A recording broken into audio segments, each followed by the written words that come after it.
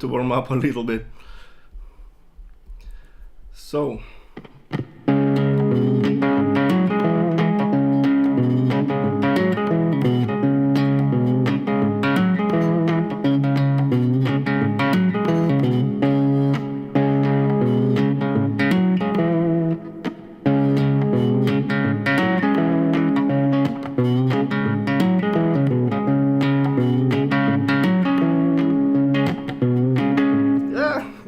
forget about it. It's the hardest riff. So, hello everybody. This video is called revisiting Mark Knopfler's hardest riff, which it probably is, and my playing in the beginning actually is a good proof of that.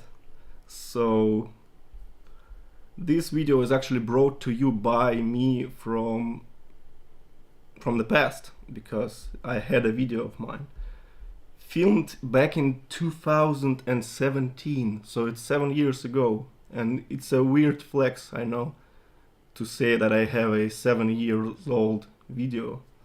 And so it's still a nice video. I mean, I know like 80,000 people watched this video, so it's not terrible, of course, and it's still valuable.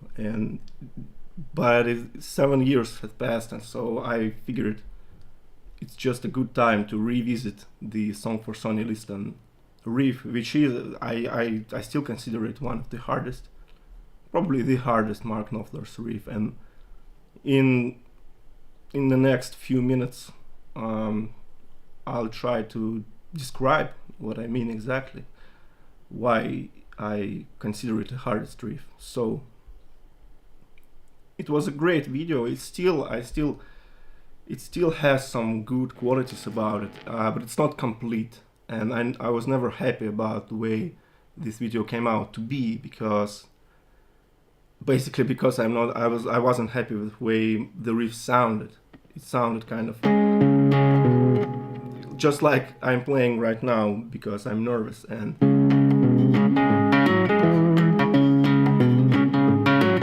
so the difficulty level of this riff comes from many factors.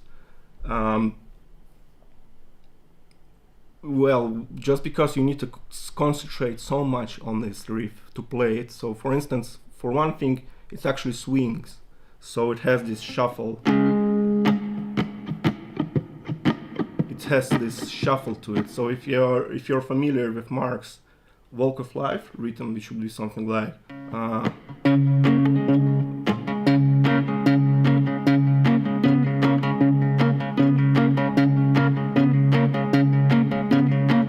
it's a cool rhythm, but by the way, in order to play a Song for Sonny Liston, you need to be also good at playing this particular rhythm, but it doesn't swing. So if you would swing this Walk of Life rhythm, it would sound like this.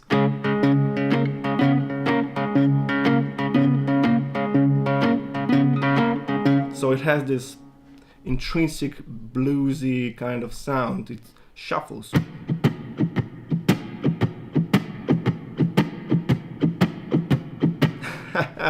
Yeah, hello everybody.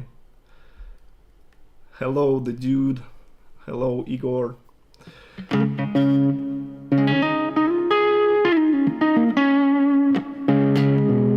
So that's the first problem. It's just the rhythmical kind of difficulty coming from the fact that it swings. And the basic premise of this swinging feel is, I'll describe it in more detail soon. And let's cover just another things what makes this riff so hard to play. So for instance, many things in this riff are basically obligatory. So for instance, this vibrato here, which is incredibly difficult to play on this particular guitar. It's way easier on something like the Les Paul or something. So this vibrato here is, the riff completely, it doesn't work if you're not playing this. So you basically need to do that. Another thing crucial to this rhythm would be ghost notes with the thumb, and that's the kind of idea I actually got in my original video. So what I mean by this is I'm playing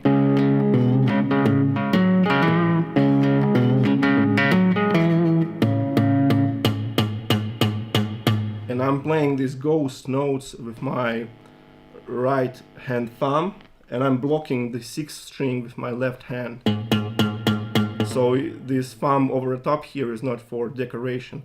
It actually makes a sound, a particular kind of sound.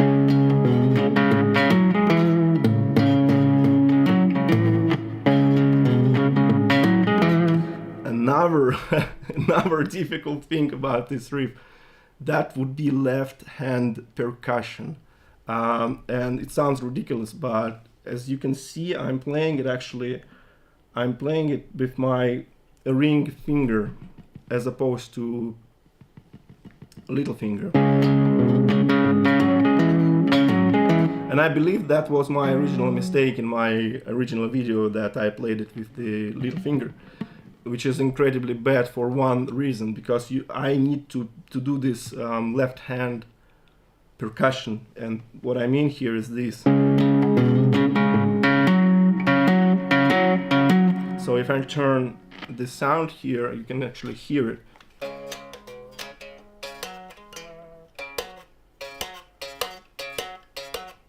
So I'm hitting the neck with my left hand so hard, it's actually equal in volume as my right hand downstroke.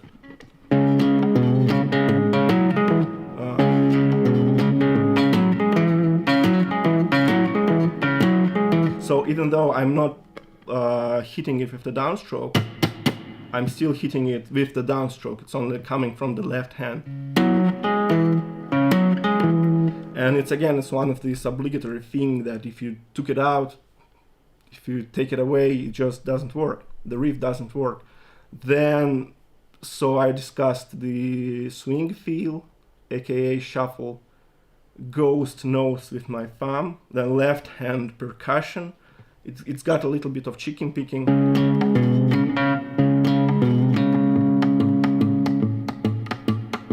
It has this little chicken picking thing. Then another thing is downstrokes with the thumb. And what I mean by this is this. I'm not just playing one note with the thumb. Another crucial thing about this particular riff is that I'm actually I'm strumming with my thumb. It's like this. As opposed to playing one note, one bass note with the thumb. So it's sometimes even combining it with the ghost note here. That's another thing. So yet another thing that makes this riff incredibly hard and difficult is there are at least 3 versions of this thing, which can be incredibly difficult for people who trying to pick this riff up. Is that it's different. You've got the studio version and the studio early version. So that would be the 2004, 2005-ish. So that's the original. Then you have something like late 2000s version.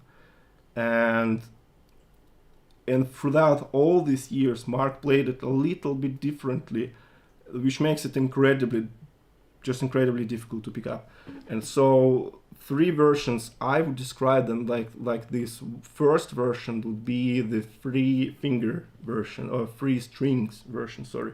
So that would be strings 6, 5, and 4, and basically sounds something like this.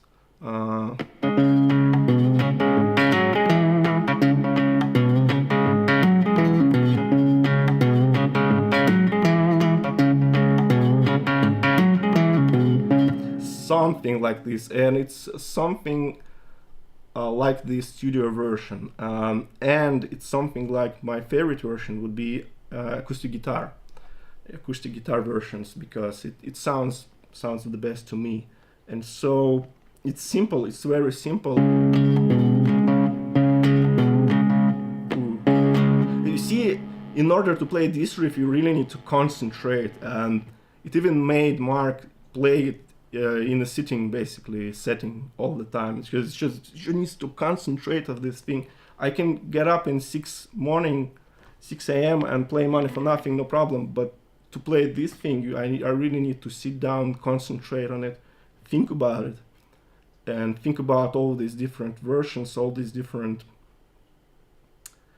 little details, and swing at the same time. So it's this riff is my arch nemesis, really.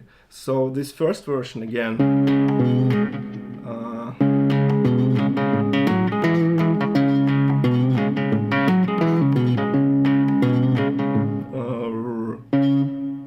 It's so bad.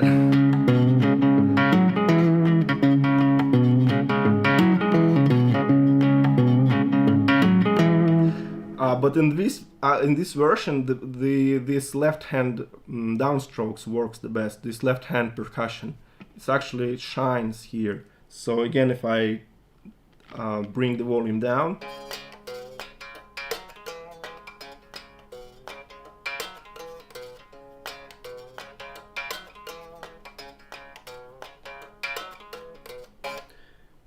it's really apparent how this whole thing stays.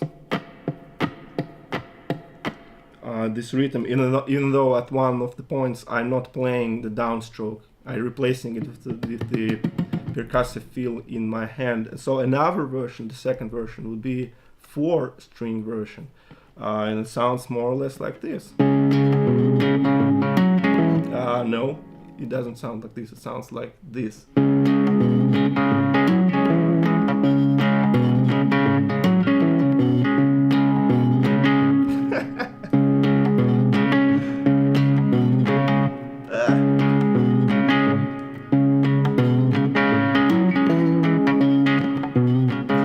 Is characterized by this pam param pam. So in the studio version you can hear that it doesn't do this. It just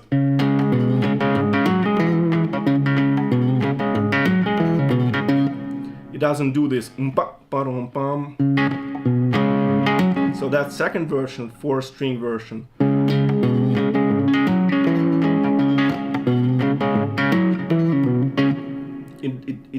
it's doing this and this third final version would be the one where Mark replacing the second this note, he's playing it with the thumb, and that's actually that's the version I played in my just recent video with solo from Song for Sunlist, and it's probably the best and the latest after all version. So the song actually have this it evolves, and Mark evolved playing it from this simple version, studio version, to playing this basically.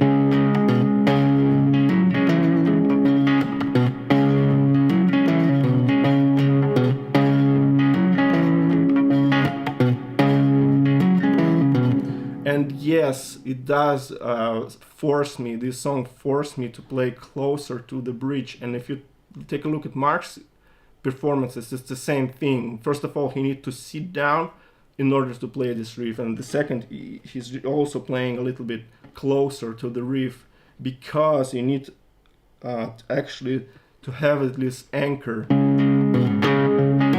So the reason why I'm not playing it here somewhere is just I need this. First of all, I need this brighter sound, which is just coming from the bridge, but I just need more anchoring for my hand here, and actually can bring it here closer like this. So again, the first version would be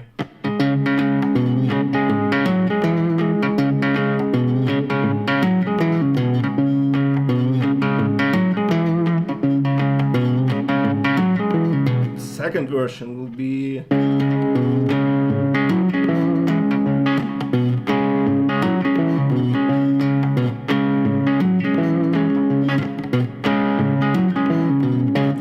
third version will be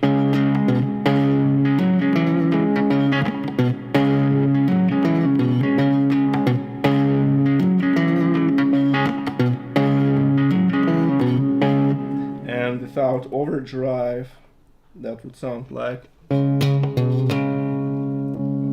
first version.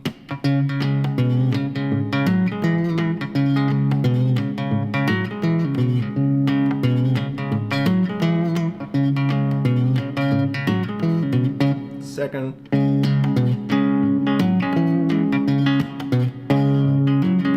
Sorry, I mixed it with the third version. And you see, that's the magic about this riff, that what strikes me is that Mark, when he plays this song, he sticks with one version. So if he's playing this thumb the second time, he sticks it through the whole song and stays playing this version.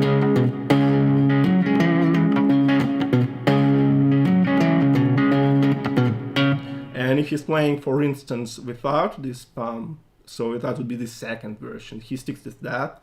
If he's playing the early versions, like the radio performances or something, he sticks with the first one. So that's the another difficulty part about it. So, and it's just damn fast. It's a fast song. So it's the original tempo is something like 1 2 3 4 1 2 3 4 1 2 3 4 1 2 3 4.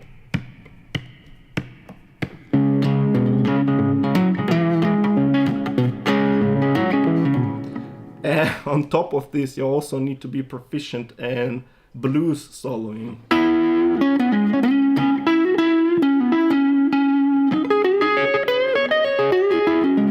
Playing all this stuff. So yeah, name a harder Knopfler riff and I'll wait. So what I try to do is actually I try to write down this in the form of the tablature, which I always do. And so I'm gonna switch it here. In order just for me to warm up more, because I made a mistake and played it without warming up. So let's see. And as you can see here, it's apparent that it actually shows you these 2 8th notes followed by 2 8th notes with a triplet. Basically what it tells you is that it's long note followed by the short note, and that creates shuffle. Oh, and it's actually the final version of the riff. So I actually tried to create 7 levels of this thing, and for some reason it's not showing. Let me see.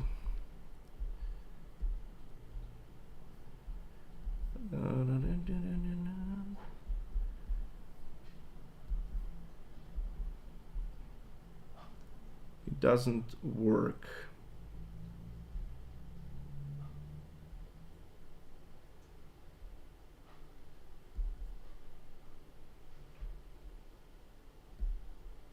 Oh, it works now.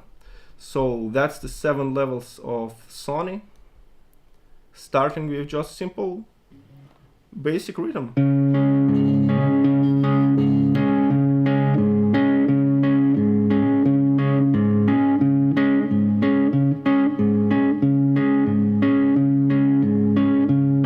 So that will be the most basic thing that you can, that's the backbone of this thing. And that's pretty self-explanatory. So the second level is a little bit harder. So that would be playing downstrokes. So instead of going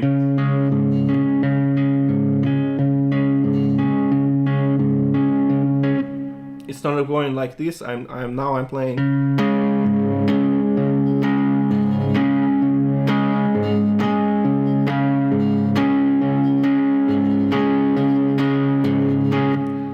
Now I'm going like this. So that's the second level. Because this downstroke seems to be the problem for people to achieve. Then the way you do that is you just lock your hand, and this motion comes purely from your fingers. It's like this, and I'm starting from this position and doing this flicking motion.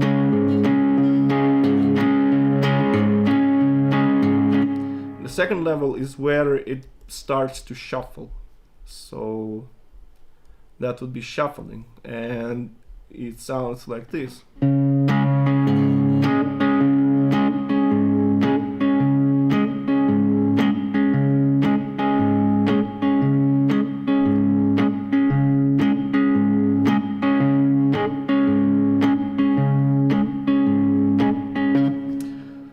So that's where it gets to shuffle, because if I were to play it without shuffle, that would sound like this.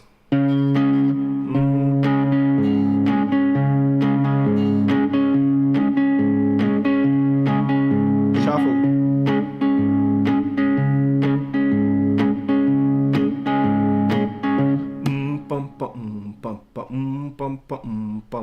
So that's the rhythm, the basic rhythm that's written down here.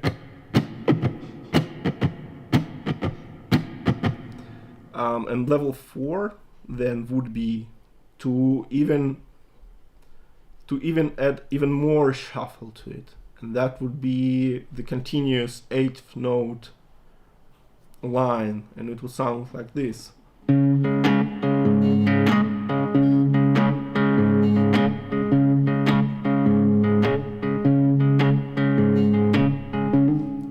And that's probably the backbone of the riff, because it's pretty much this 8th note thing.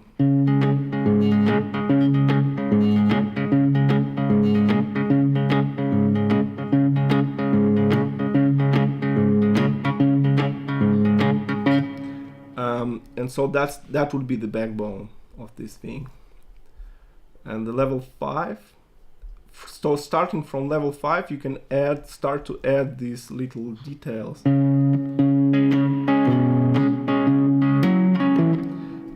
From here, it just elevates basically to space, because the level of details you can add to this song for Sonny Liston Leaf is unbelievable. And there is actually a great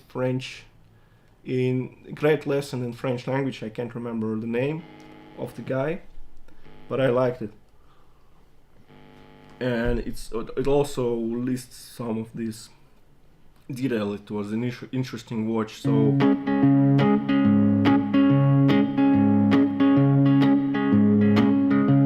and it's all on 3 strings. So the finger picking pattern here in the backbone pattern would be as follows. So it's 3 strings again. I'm playing strings 6, 5, and 4, starting from the 5th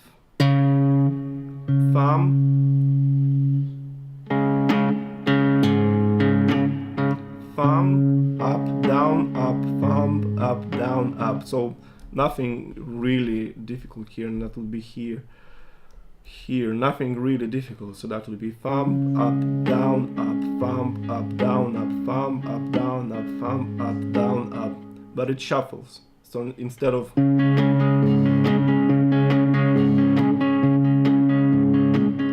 thumb, up, down, up, thumb, up, down, up, instead of this, it shuffles.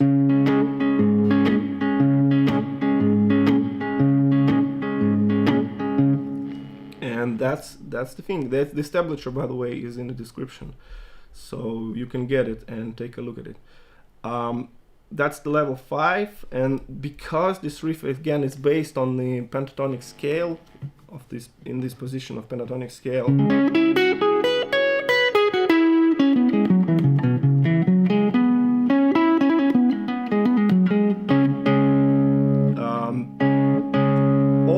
notes here are from this pentatonic scale.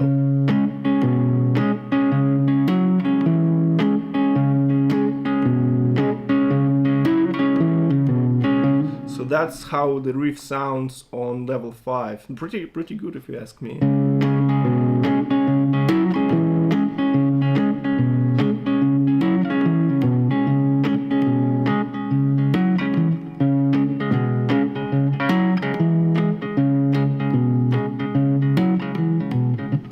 And that's the bar 24 is actually where you can add this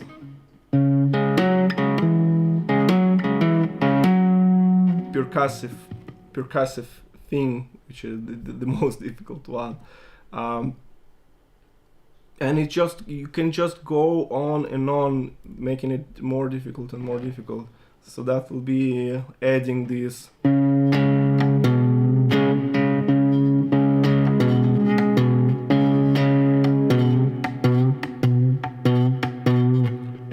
muted string here.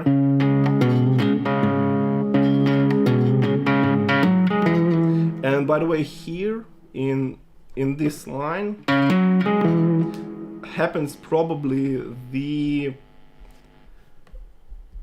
most important thing for me. So what I mean by this, when I was working on this riff again, I tried to learn it again, and so after 7 years, obviously I probably developed my ears a little bit better and tried to learn it again. So, and I picked up, for some reason before this I looked at this riff like this, so I heard the melody basically like this.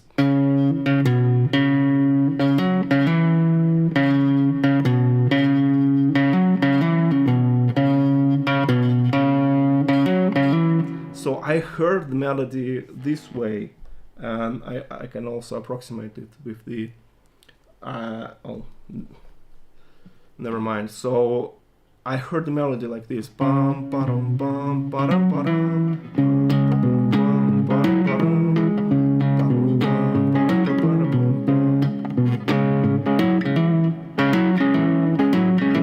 And that's the mistake. So the breakthrough I had with this riff is that, and it's something that usually don't happen, but it happened this moment. So I saw Mark's performance on the acoustic guitar, and in the very beginning he's doing this. So he's playing the beginning, then this,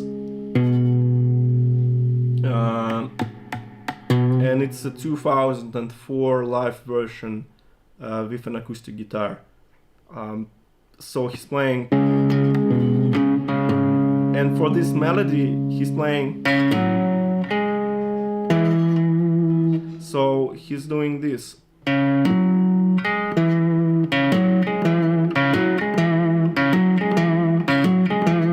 And it blew my mind. So I saw, you can see where he's doing, he's playing this note with one finger,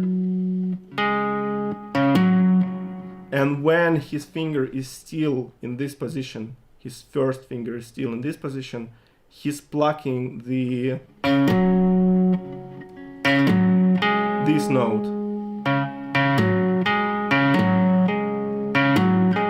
So something like this, and it's like boom, because suddenly I heard this, and this probably won't be, it will be the case for you, so try to unhear that now. So especially if you're listening to the early versions of this riff. So now I hear this riff, I think how it's supposed to sound, which is this.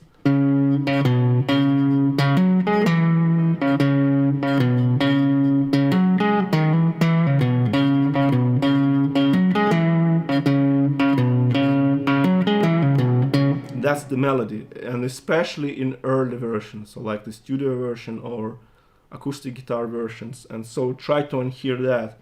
So that would be,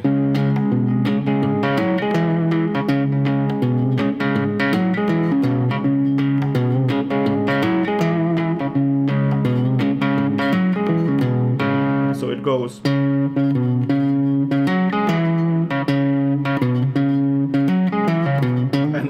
was never obvious for me, obviously, and nothing in music is obvious. It's one thing I learned from 20 years of playing, is that nothing is obvious in music. And so, but that was a breakthrough. But interesting thing here is, if you play this riff with 4 strings, which is this,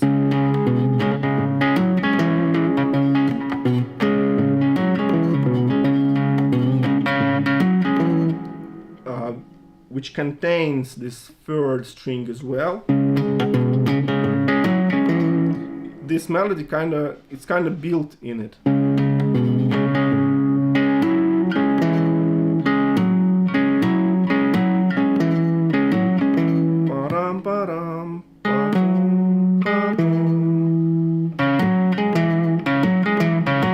That's why my favorite version is the acoustic guitar version, because it has this pure melody.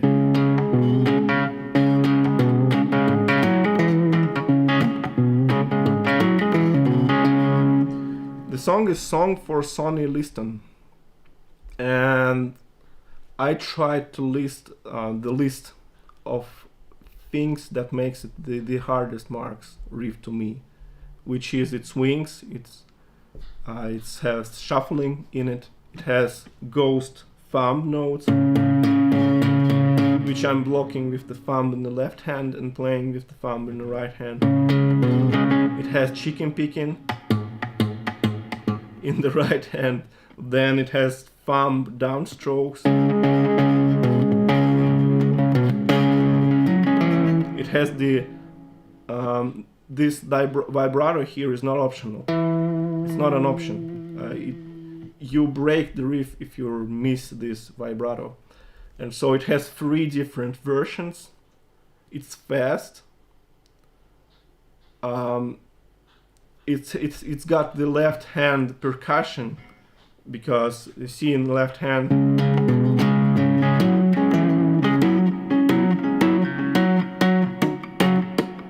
I'm hitting this note with my left hand so hard that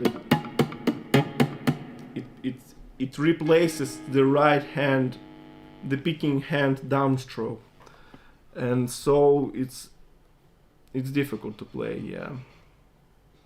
Well, I don't know if I have more to say about it,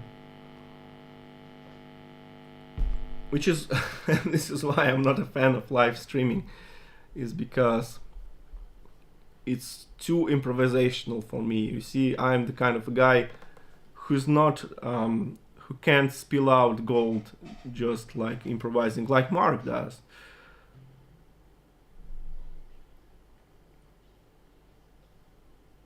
Yeah, well, this improvisational part is right. I mean, I described 3 versions of this riff, and it's highly improvisational on its own.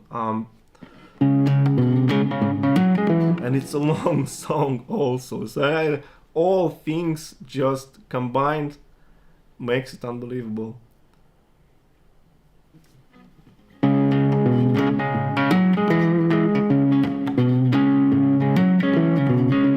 So yeah, basically the takeaway from this live stream is that I just wanted to say this, that I basically made a mistake.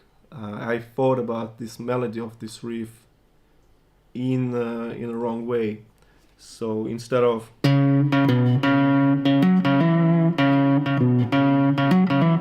which is probably obvious, I don't know. It may be obvious that the melody is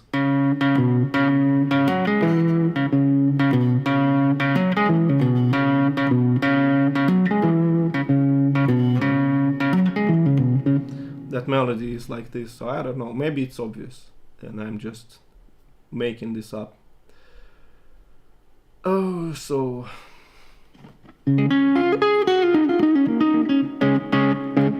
let's see the questions. Yeah, my Gibson acoustic is right here actually, but I can't record videos the old way for now. I wish, but it's not an option yet.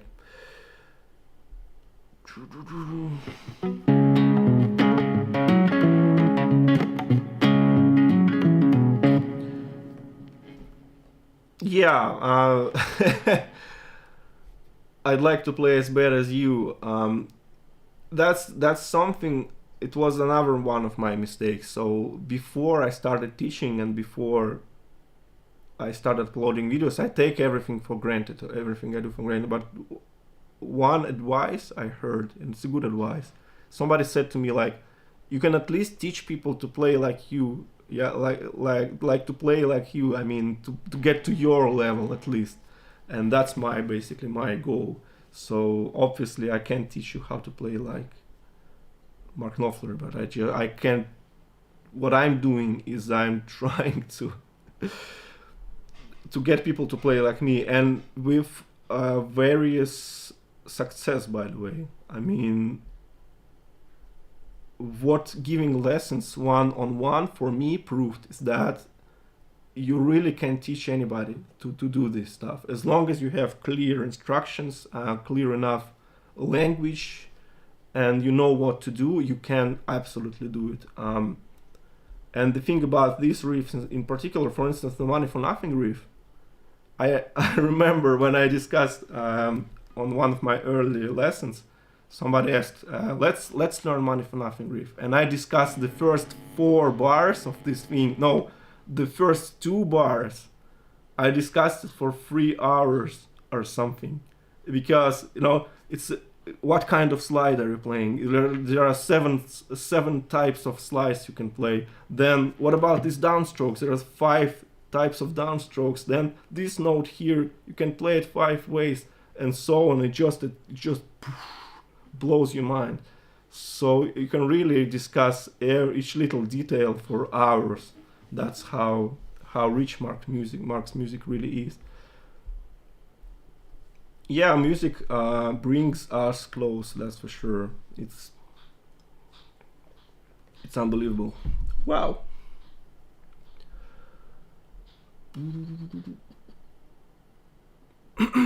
Well, it's curious how live versions are played slower than the original recording. Talking about song for Sony Liston here.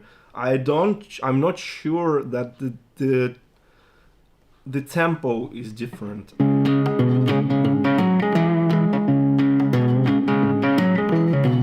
As much as the versions of Riff I discussed, they can feel like a different. So for instance, if you play it with the thumb like this,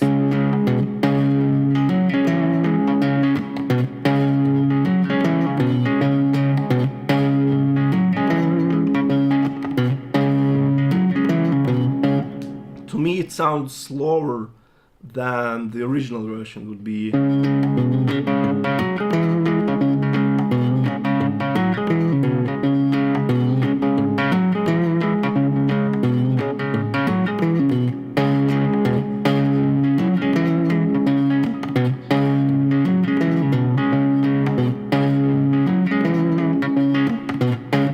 So even different ways to play this riff makes it sound different, and one sounds slower, one sounds faster. And if you ask me, I probably love Mark's latest version better, which he played in 2009 on Princess Trust show. And he actually, I can't remember if he played it on AVO session, but I like this thumb version very much because it swings, man, it swings. Because this second note,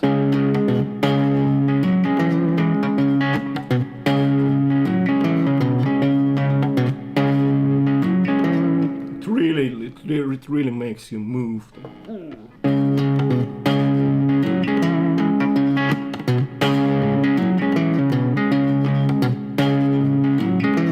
Especially on a good guitar, it sounds fantastic.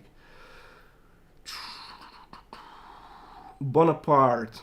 Yeah, well, by the way, song for Sony Liston, for some reason, I don't know why, it's a really popular song among my, I still can't call them students, among my one-on-one fellow guitar players.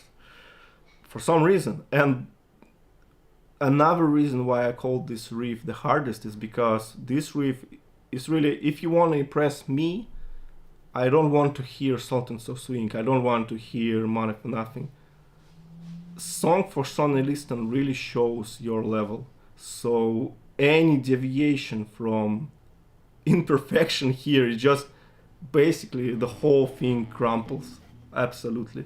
And it doesn't matter how long you're playing for. It's really difficult stuff to play. The way it swings, the way the muting works, the way the percussion works, and it all works together. It's really, man.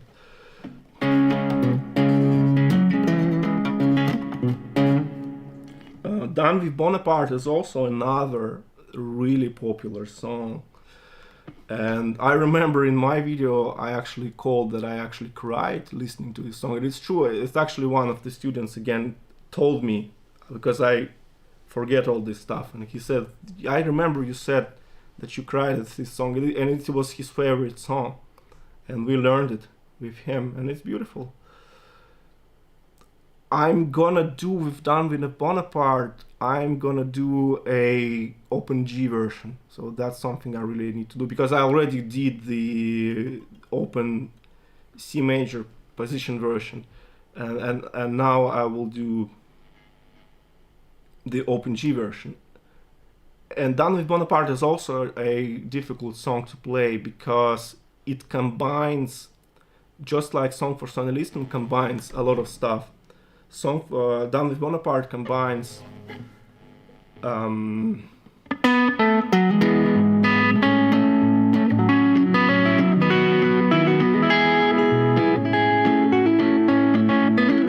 it combines a lot of strumming, a lot of this downstrokey thing, and so it's really, and also relies heavily on this thumb over the top, which is a real problem for people, as I learned.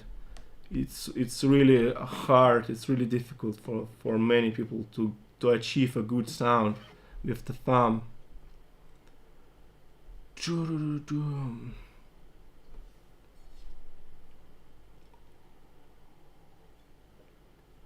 Well, I don't know if this is common, but I feel I've lost my finger speed and stamina. I can't play as fast or as long as I used to. Any advice for that? Well, as you can see, I'm not playing fast myself, but I mean, there is this physical thing about playing guitar. You see, the thing with me is I often forget about guitar at all. I can stop playing for weeks, and then I return, I'm stiff, and I'm really, and I lose my calluses on my fingers, and it's really crazy. But with this stamina, the main idea of playing an instrument is basically to reduce your energy consumption, basically. So think about whether you're putting too much power in your picking hand, or you're too stiff with your left hand, because you see, I learned the classical way, so I'm a classical guitar player, and in classical guitar, what you have is you're actually playing like this with a guitar on your knee here. With your right hand, you're leaning like this, so your right hand is completely free. It's completely relaxed. Your left hand is basically also like this. It's completely relaxed, and your whole body in this balance. Your guitar is in perfect balance. Your right hand, your left hand, it all works in this perfect harmony. And when you're basically not putting in no energy at all, and so you can basically go forever.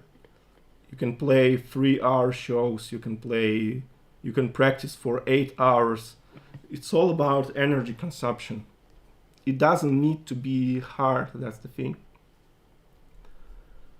So that's probably it And it's not obvious. Again, nothing in music is obvious, because I have a great story about that. So there was a great classical guitar player by the name of Julian Bream. It's a famous one of the staples of classical guitar, let alone the UK classical guitar. And the thing with Julian Bream is he was self-taught guitar player, and his problem was he taught himself the bad way, and so he was stiff, and he developed really big problems with his hand. A world-renowned classical guitar player, and he developed some problems with his hands by playing too stiffly, and he had to relearn basically how to play guitar. So to again put this energy consumption level down, so and Mark Knopfler, he's also guilty of that, and guilty is the wrong word. He's a victim. He's the victim of that also, because he's also self-taught. And from what I heard, he actually went into a lot of trouble by playing too stiffly. And so it's not obvious, and you can be a world famous guitar player and still suffer from that. So that's a huge problem.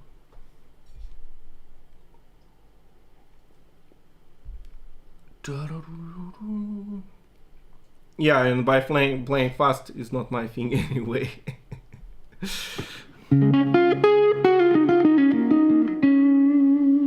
I'm a complete noob, started playing 6 weeks ago. I envy you.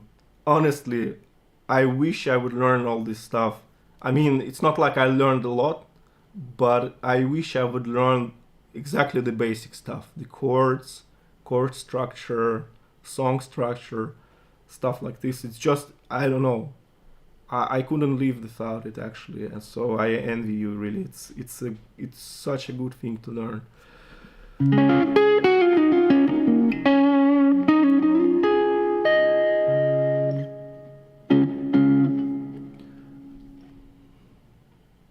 Telegraph Road. I would love to see your playing the second Telegraph Road solo that ends the song.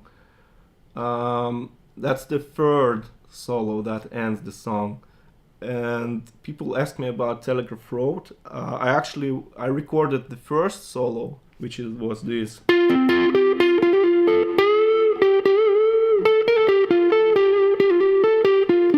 That's the first solo. Then the second solo is this. That's the second one. And probably what you meant is the third solo. And the third solo, I transcribed it, I played it, and I failed. Because from what I understand, it's impossible to play, at least the studio version. Obviously you have the live versions, but man, studio version is ridiculous.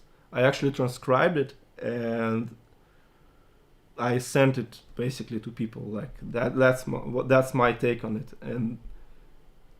But who knows? As you can see, I have an insight on Song for Sonny Liston.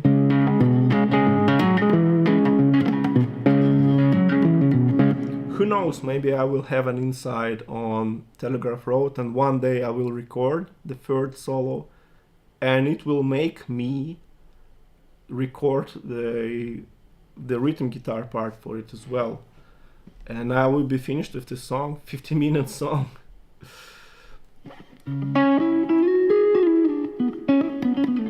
When learning a song, do you usually learn from live performances, visual, or do you also listen to just the audio?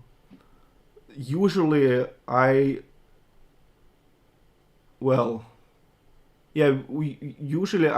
on my ears, because the thing with live performances is unbelievable. You will never ever see Mark or whoever it is, operators or editors, I don't care, they never show what's important. So it could be some crazy angle,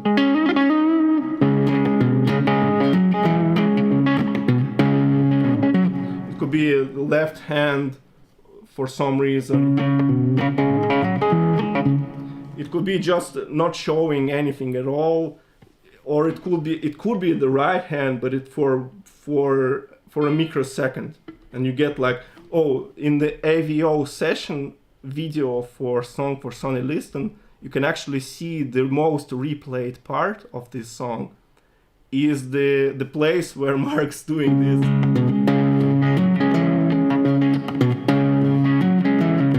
Where he's playing this little thing, and obviously people just like, oh, show me. No, but that's why I rely on my ears, and I learned this the hard way, unfortunately. And for a lot of songs you don't have video at all. So basically all you have to do is basically rely on your ears. But visual confirmation is probably the best way, because it's this extra level of confidence. So, but it's not obvious either. So I remember when I transcribed the solo for what the song was.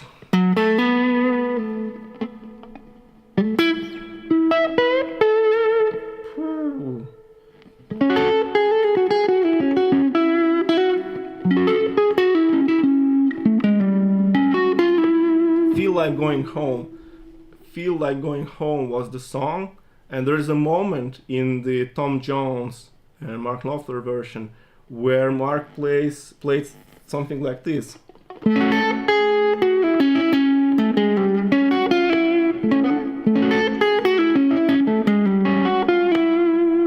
And you can see in the video that he's playing it in the 5 position, just like this.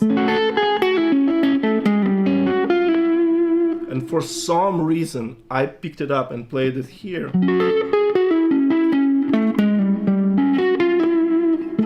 It's the same set of notes.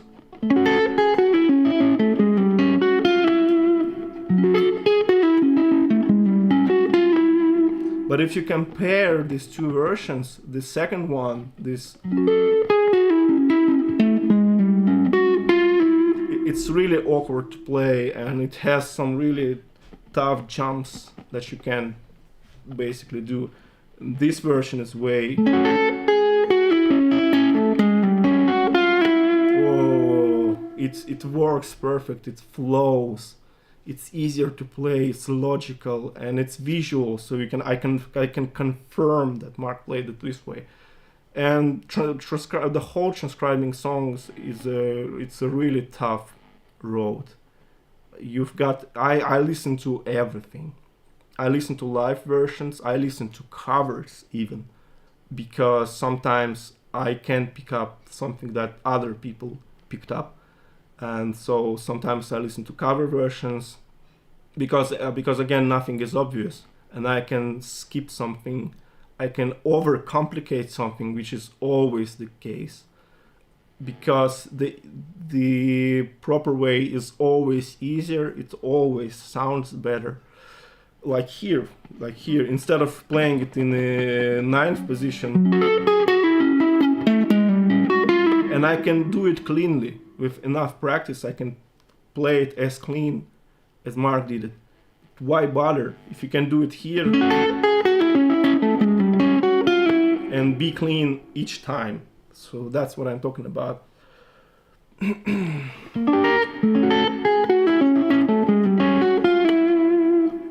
So, but live versions is a great way, of course. But studio version and live version often differs, actually. So here is that. So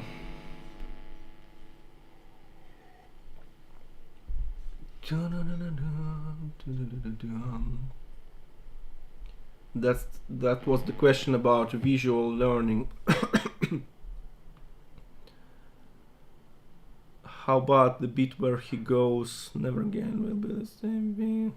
I don't understand what you mean, man. Never again will it be same thing in the ring. Oh, I need to be really familiar with the song. Never again will the same in the ring like a left like every summer. Like that happened. Yeah. It's you can probably find it in my original version. For some reason my harmonics sound weak when I pick with my thumb. That is sound fine when I do it with my index. Interesting. I don't think that it's a good idea to play harmonics with the thumb. If only you would use something like this. It's just a thumb pick. But of course harmonics sound better with index finger.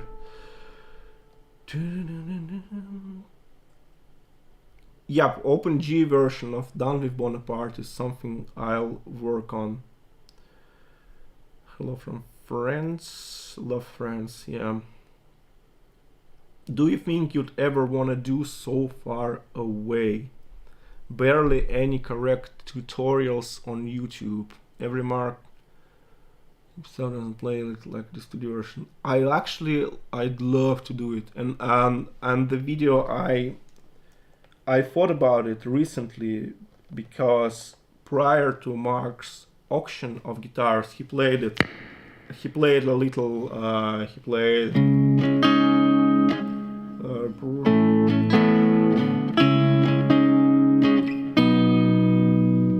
He played a little line for this song on an original guitar, this Penza thing, and it made me think about doing this song. Of course, why not?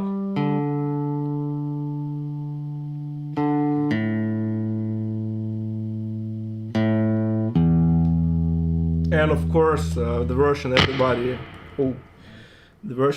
loves is the Sydney version.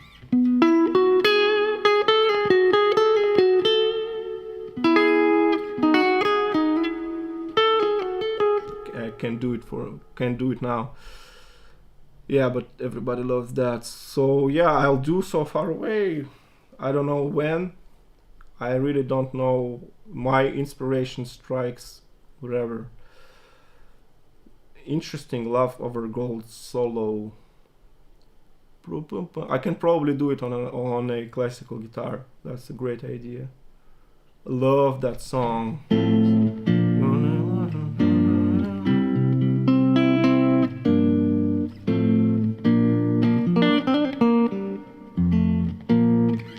Right on here to the stranger.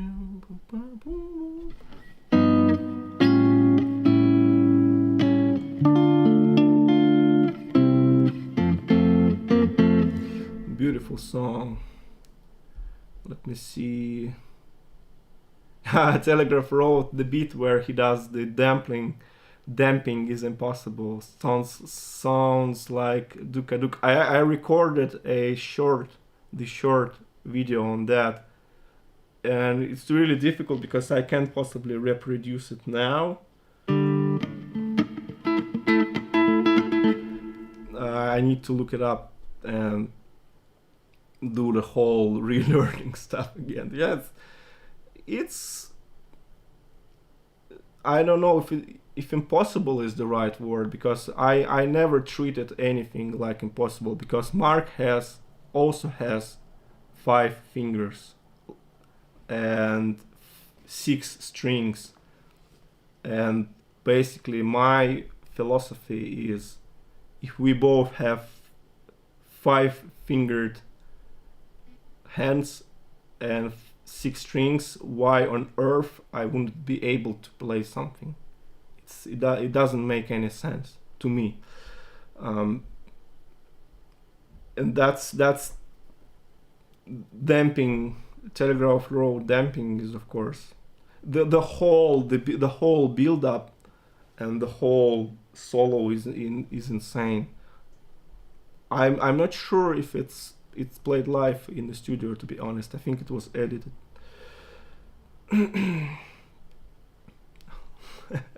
Hello.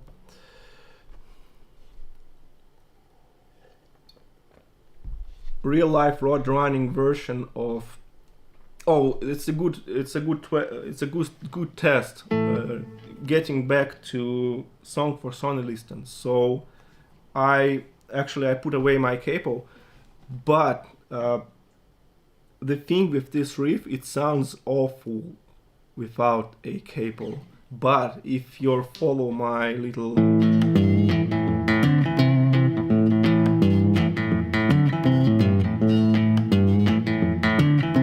it actually sounds possible without a capo as well, as long as it follows the line and the details that I listed.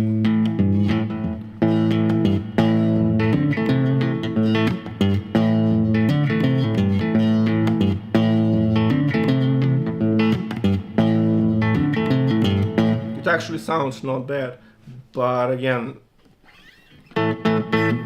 on real life road running, I'm not sure, I can't remember for sure. It may be the double thumb version, but it has a perfect solo, that's for sure.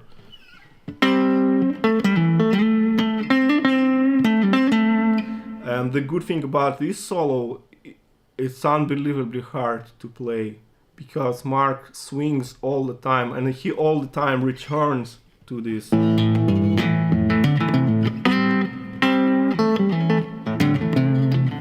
He plays a little bit of the solo and return. It's unbelievable stuff. I don't know. It should be discussed.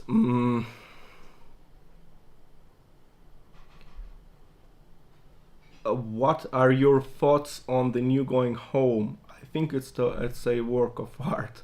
Well, I have a really mixed opinion of this, and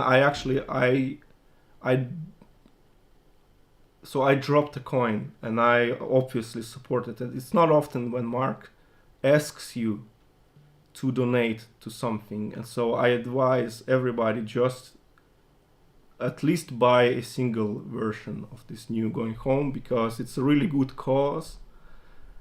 It helps people, and this video where they showed Mark going to the hospital and trying to help and to hug these kids, it's incredible.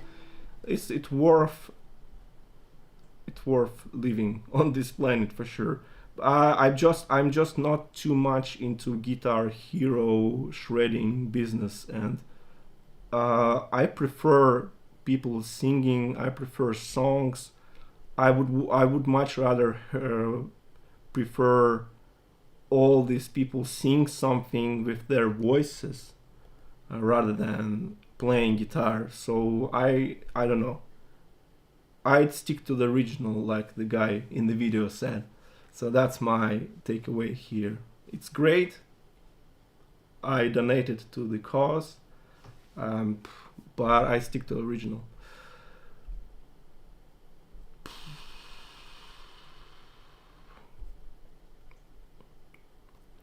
Your approach would be primarily audio. Yes, of course, and I actually started. So the way I started transcribing, I started from transcribing songs from cassettes. So I'm that old, and I was born at the right time, because I see it as the right time, because I was lucky to witness it all. I witnessed LPs, cassettes, CDs, then everything. I even played some music on the little tape thingy with magnetic tape. It was insane. And obviously, if you don't have video, you're relying on your ears.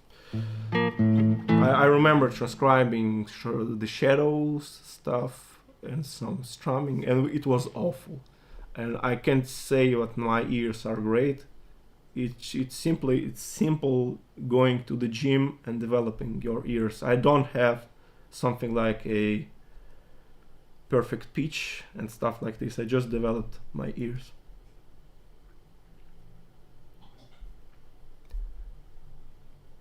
don't forget the songs from the new album. You must do Ahead of the Game. Well, the reality of the situation is that I'm not ahead of the game. I used to be, so but at this point, even people beat me to uploading chords. So even though I do it really fast, I do a really fast job. Somebody uploads the chords faster than me, and they are incomplete anyway. So it's pity. But I used to upload the first version, and but I learned that it doesn't matter really. I can wait, learn the song properly, to have some time with the song, probably, because often the song grows on you really, especially a song like Ahead of the Game.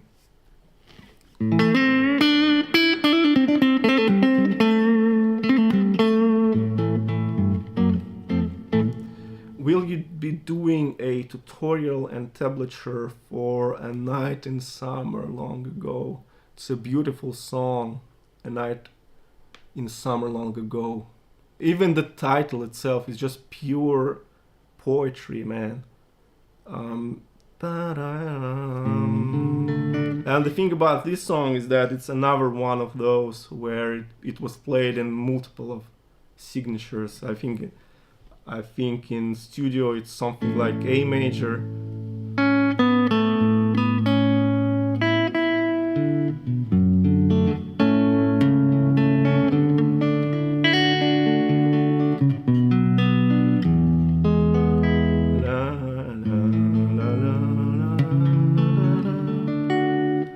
I also heard it in D major.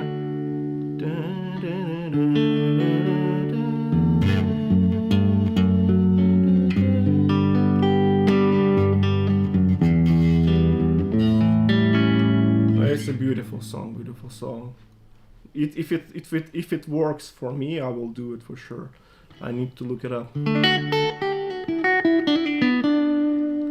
Спасибо, братан.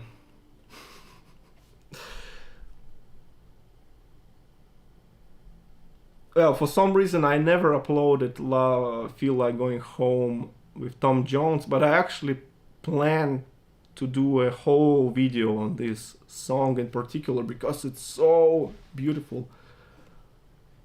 And not only it's a beautiful song, and and the solo is obviously beautiful, but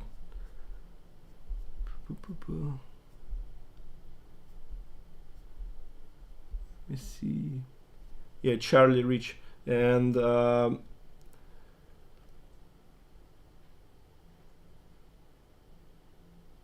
Charlie Rich really reminds me of Mark sometimes. I mean, he's a natural musician, and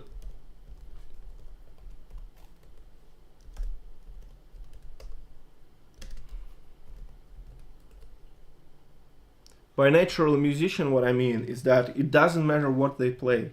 It can be played something like with mistakes.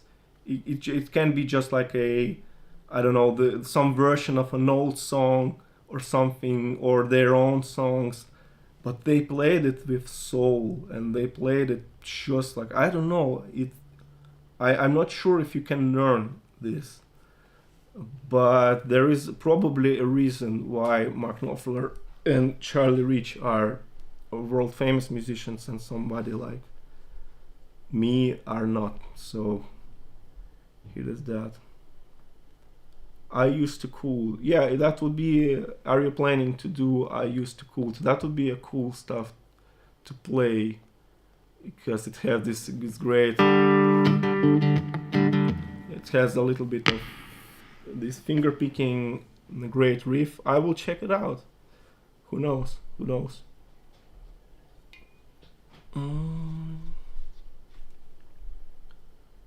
Skate Away. Each live stream somebody asks me to do Skate Away. Probably I need to do this song. I just really I'm trying to find the inspiration to do Skate Away, because I already told you I have one problem with this song. It has this G with D in the bass, I think, which is a really weak chord to play on a guitar, but it's so crucial for this song. I don't know how I'm gonna get away with this. Once I solve this problem, I will do Skate Away.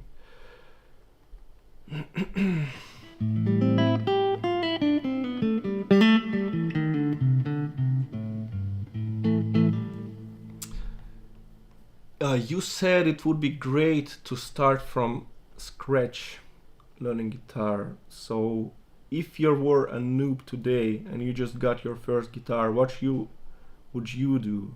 Where do you start?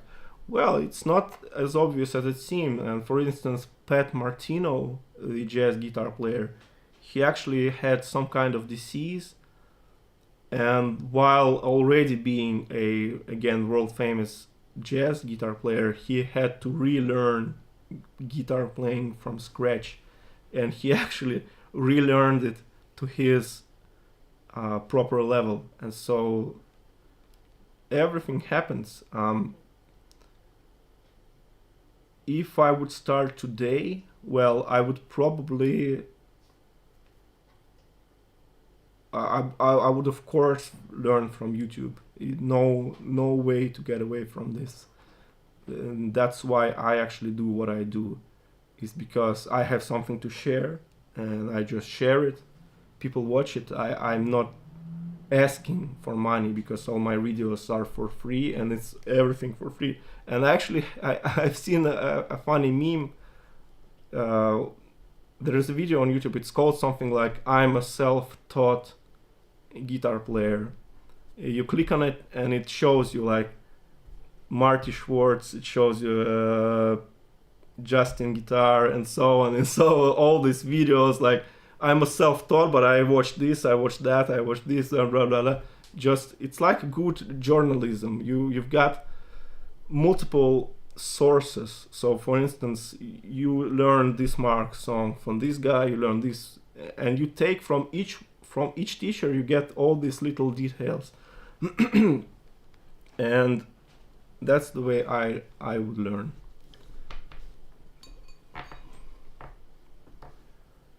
And and by the way, speaking of learning, I learn by songs. So I learn by playing songs.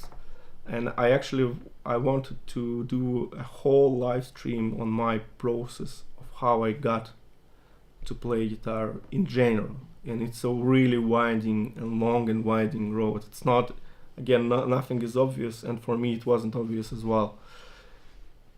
It was a crazy experience, combining classical and all this. It's unbelievable.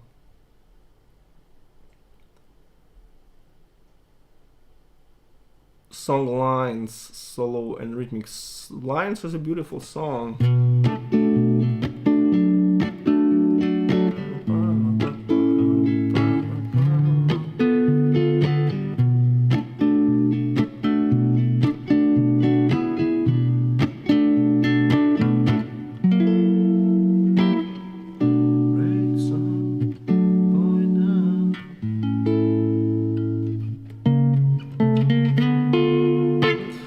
I probably need to do a solo on this song. It's beautiful. Bum, bum, bum, bum, bum. Love your videos. Have the best Knopfler videos on YouTube. I'm not the only one, obviously, who's doing videos on Knopfler. And as anything, I stand on shoulders of giants like Ingo and other great people.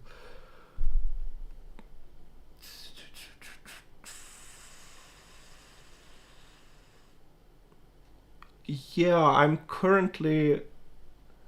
currently recruiting students or free places? Yeah, I'm not terribly busy, because I want to have some free time, and I love to be able just to be free. So it's not like I'm full. My schedule is just complete. I mean, just email me and we can work it out. In the gallery solo, any luck transcribing the in the gallery solo? Yeah, it's really difficult. It's a really difficult solo. I remember trying to pick it up with Mark's stuff. I tried almost to pick up almost anything. What surface on my channel is what I'm okay with that. So it's like it passed more checks than usual. And in the gallery is the instance of the song where it would not pass for me, so I can do it. Maybe one day. It can just click for me like Song for Sonny Liston, and I will do it.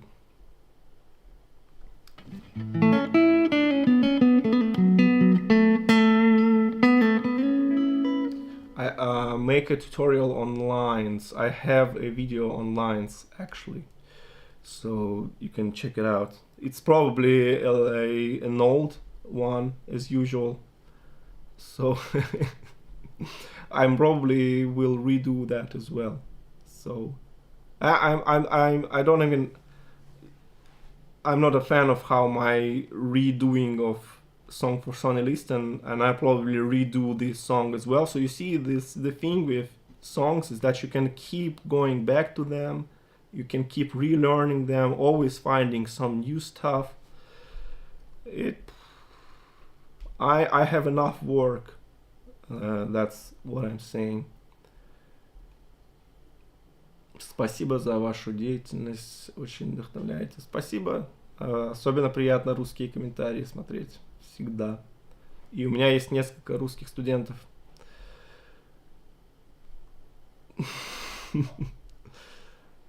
И лучше сказать студентов на русском языке. Great job, Pavel. Thank you so much. Any chance for the song Cleaning My Gun? Yeah, I never learned that. It's interesting.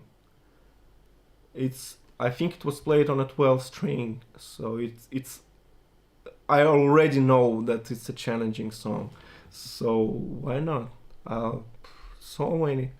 I've got 200 or something songs to learn. I mean, I will never stop as long as I able to play, as long as I'm able to record stuff, I will do it. No problem. You ever thought about learning some Jerry Reed or Buster B. Jones? Yeah, of course I learned.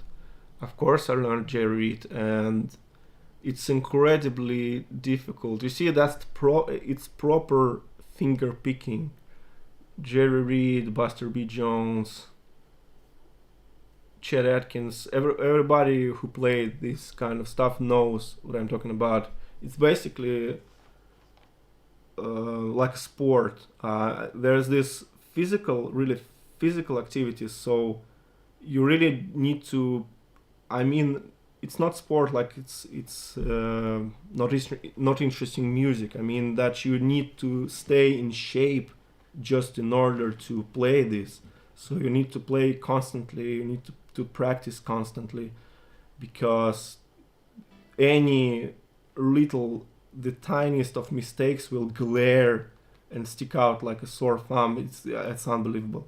So you really need to get in shape. I was never really into this. I love this stuff, and I played a lot of finger picking tunes. I played something like Tommy Emmanuel's. I can't even play it right now, but it's something like this. This incredibly fast thing. I played actually a lot of Tommy Emmanuel stuff because he's a great teacher as well. He's got a lot of tutorials, by the way. I know that it's pretty popular to play this kind of stuff as well, but it's just not my thing. You see, I do what I like, and I like songs. I like strumming. I like songs like "Song for Sonny Liston," simple stuff like this. The simpler the song is, I'm a fan.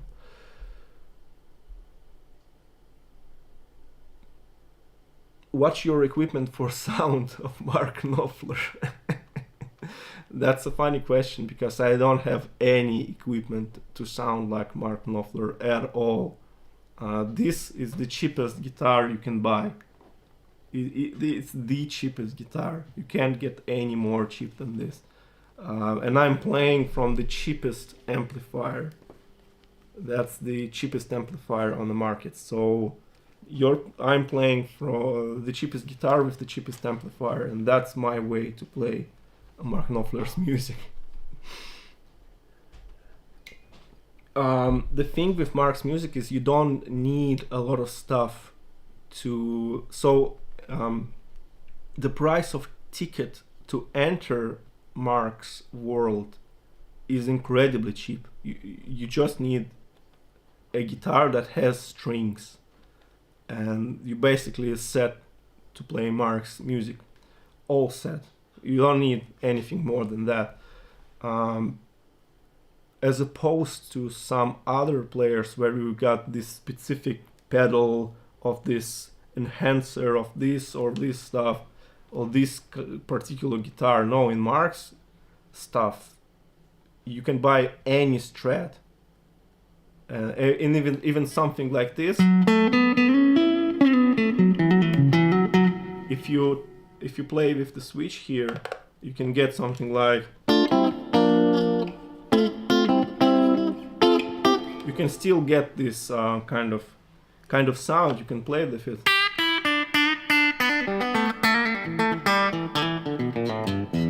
You can get this bridge pickup sound. You can get this classic. You can get this classic Sultans of Swing tone, which was probably recorded in the middle position, by the way. It's incredibly difficult to do vibrato on this guitar, and it's funny. I just recently played a nice guitar. I actually played a Sir, and I recorded the solo for I Dug Up a Diamond on this, and it's so smooth, it's silky smooth, and it sounds so gorgeous. Whereas this thing, I really need to work extra hard to get it to sound, and you won't believe how much I work on this thing to sound like it sounds. So it's this extra level of difficulty for me, and I find it as a challenge, to be honest. It's interesting just how much I can squeeze from this thing. It's interesting for me. Yeah, Coyote. It's an interesting song. I need to look it up as well, because it's also requested pretty often.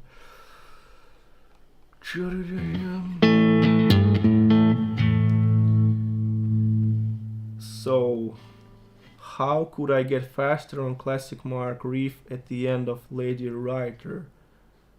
Well, the trouble is I never learned Lady Writer, and I probably should, and I plan to actually. I want to just sit down, transcribe it, even though not million, but hundreds, maybe dozens of people already did it before me, but I still want to do it. I want to transcribe Lady Writer, and then I can answer your question. But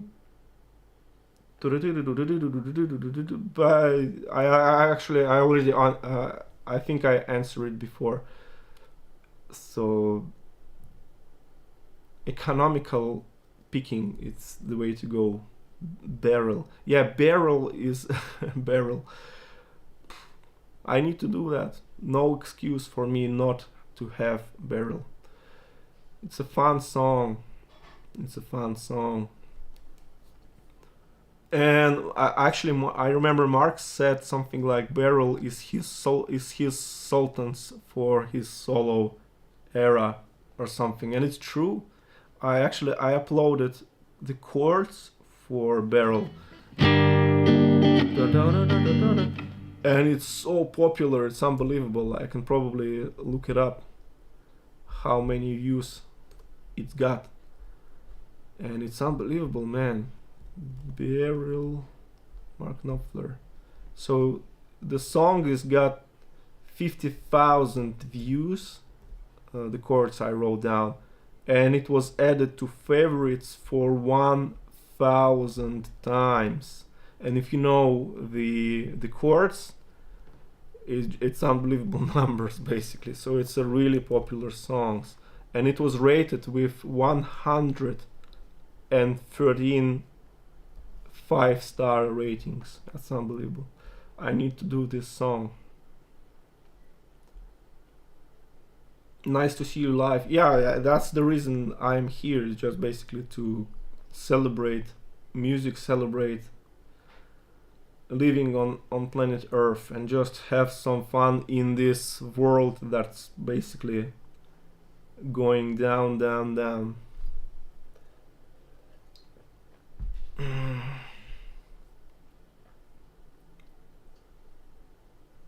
Did you learn Travis speaking? Well, yeah, I learned Travis speaking from Mark. So when I picked up postcards from Paraguay,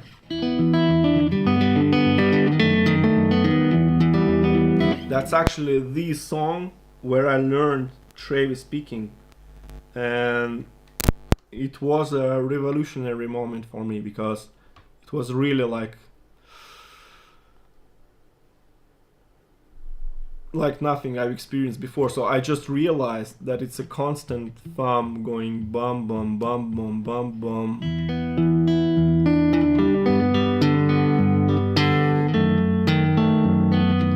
and it's independent from, and it's opened so many doors for me. It's unbelievable. And I learned it from postcards from Paraguay. So yeah, cool.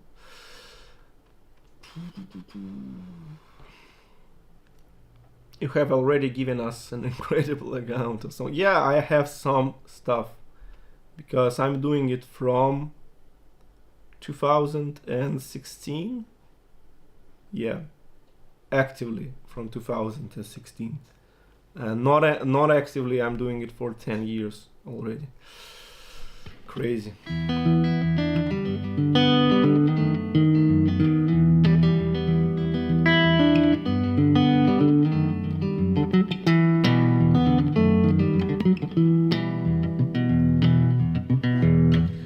Do you ever perform on stage, or do you keep your activities confined to the net? Yeah, I never really wanted to perform on stage, because I don't think that it's for me. So I'm not sure that it's my thing. So it wasn't my goal all along. So I played live, of course. I performed live occasionally. So it's either something like playing for friends, or playing in restaurants or something, or playing in music school, like performing something like playing before teachers, basically, in order to progress. And so, but proper stage playing, I just realized that I enjoy teaching more than I enjoy performing. And that's why I'm doing what I do. Спасибо за видео. Спасибо за просмотр. Спасибо за просмотры. What would be your favorite song of all time? Listening to, not playing. Well,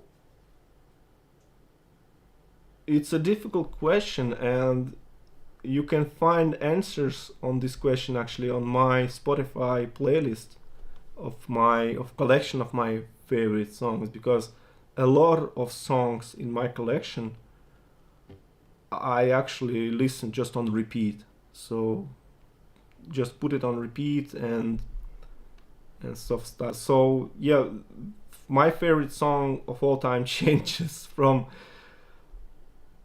all the time basically. So recently I just had unbelievable revisiting of Broadway musicals.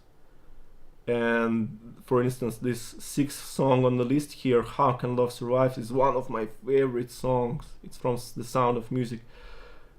I just love songs. I just love music in general, and so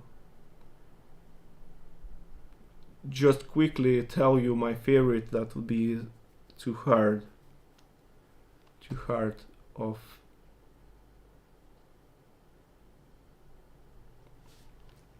Thing to Do. So yeah, probably something like Broadway musicals, because Broadway musicals is something like, especially Rodgers and Hammerstein, that's my favorite stuff on earth.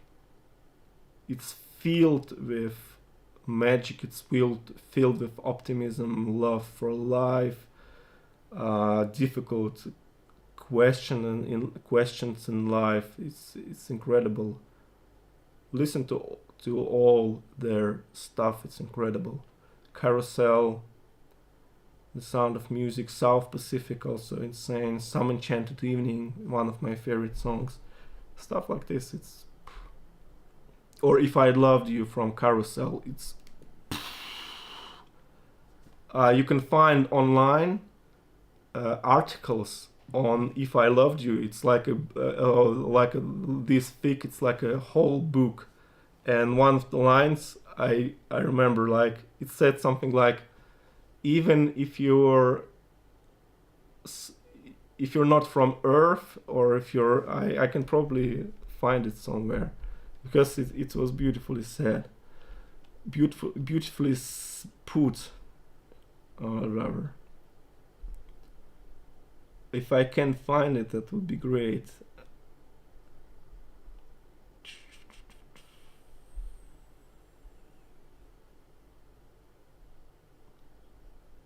So, anyway, these jazz standards, these show tunes, how they called, that's probably where my heart lies in terms of my favorite music. Just this sheer beauty of it, and the way how most of these songs are actually surpassing 100 years already. So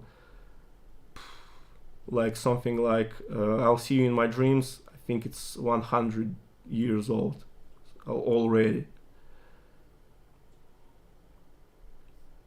Yeah, I can't find it, but it said something like, even if you come from a different planet or something like this, you still can understand with the feeling, you can still understand what the composer tried to say, or you can still understand the drama behind this. And that's something that Mark's music is, I think, a lot of common with Mark's music in this way, because it also touches people and they understand it like in this undescribable way.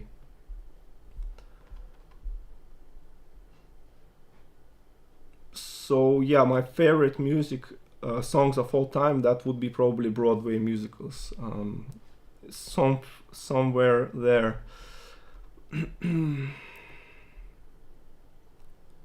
Thank you for Passion of Mark Knopfler and Dire Straits music.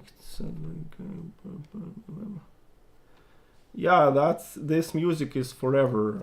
It will not go away, and matter of fact, I think it will be more popular later on. So I think it will be like this, and then I don't think that it will be forgotten.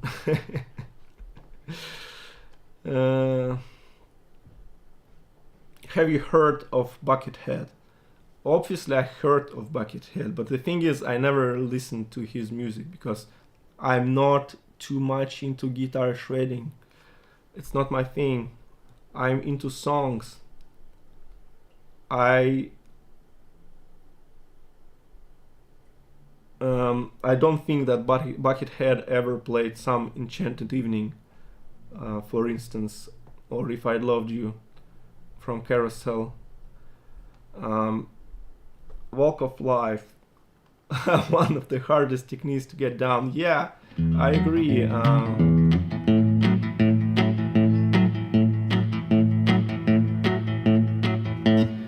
This 4-stroke engine technique that I called you, it's incredibly difficult. Yeah, and it consists of so many little details. I plan to do a whole video on it also, because it deserves that, of course, because a lot of people seems to struggle to get this feel down, to get this, to get it bouncy like this.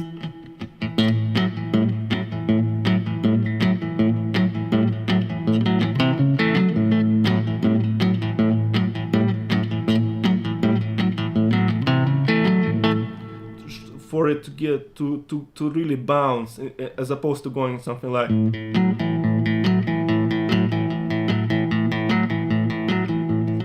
So it's so many details, it's unbelievable. For instance, one thing I learned is that I learned that it has this muted strings. So for instance, I mute this string, next note is not muted, and this downstroke I also mute that, so it creates this alternating short long short long,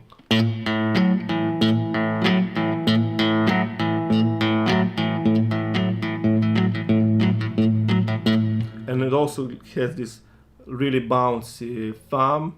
It creates this. Yeah, it's unbelievable stuff. It deserves its own video on its own. So, Postcards from Paraguay. Postcards from Paraguay, it's one of my favorite songs as well, and it's so much fun to teach it because it's so complicated. The way how it's constructed, the way how chords works, the way it's and the way I teach this song, actually I break it down to microscopic elements. Like I break down each chord basically into 8 steps, because it's 4 beats to the bar, and each beat has 2 subdivisions. So 1 and 2 and 3 and 4 and 8 steps in total, and in each step something happens. So it's either a bass note, melody note, or pause, so nothing. And so I described it.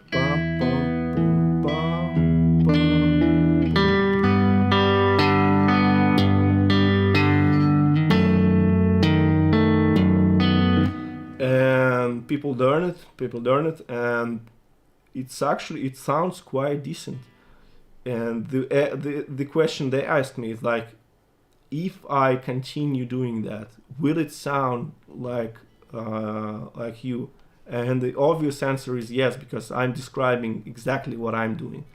The thing with Postcards from Paraguay is that it's a fast song, and so it will sound like that. It's not like this.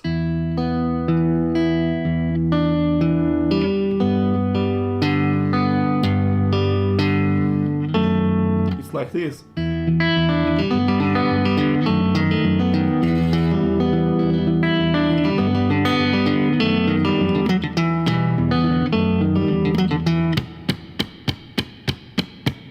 It's really fast. So, and the same thing with this.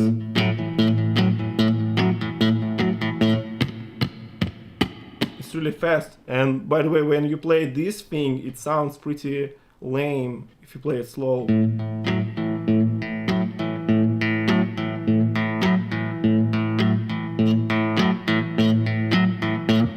But it sounds kind of cool when you speed it up. But while you're speeding it up, you can easily lose all the qualities that make it work.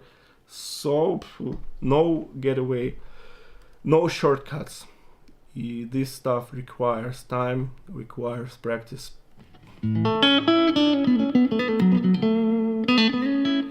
So we love your video on your channel. Hope you make a new video tutorial. Metroland is a beautiful song, and I probably need to do that. Yeah, I'm not sure if I think I already transcribed it. A lot of songs I already kind of transcribed. It's not like I'm ready to upload them. Bum, bum, bum, bum.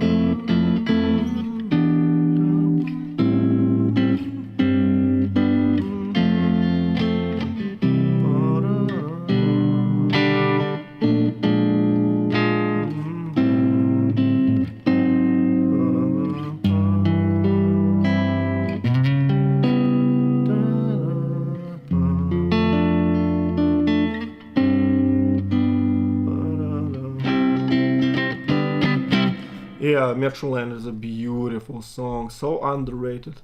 Just the fact that it's a part of the soundtrack, it got it lower in people's mind, but it's a beautiful song.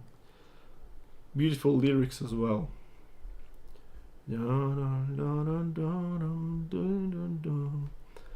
Once Upon a Time in the West live. The thing with early Dire Straits is that there are a lot of people that can do that already beautifully.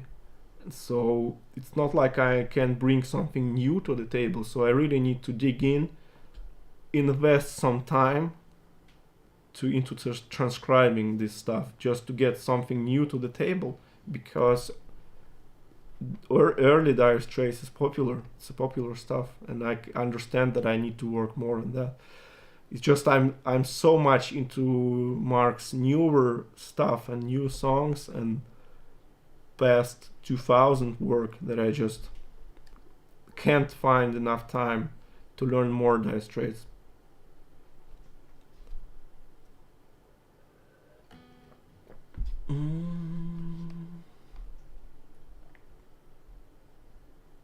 So jealous of your skill.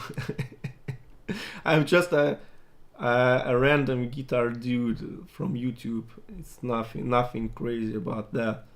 And besides, I share everything that I do, so it's not like I hide something. Quite opposite. I actually tell you openly how to play like me. So nothing crazy about that. What are your favorite strings to use?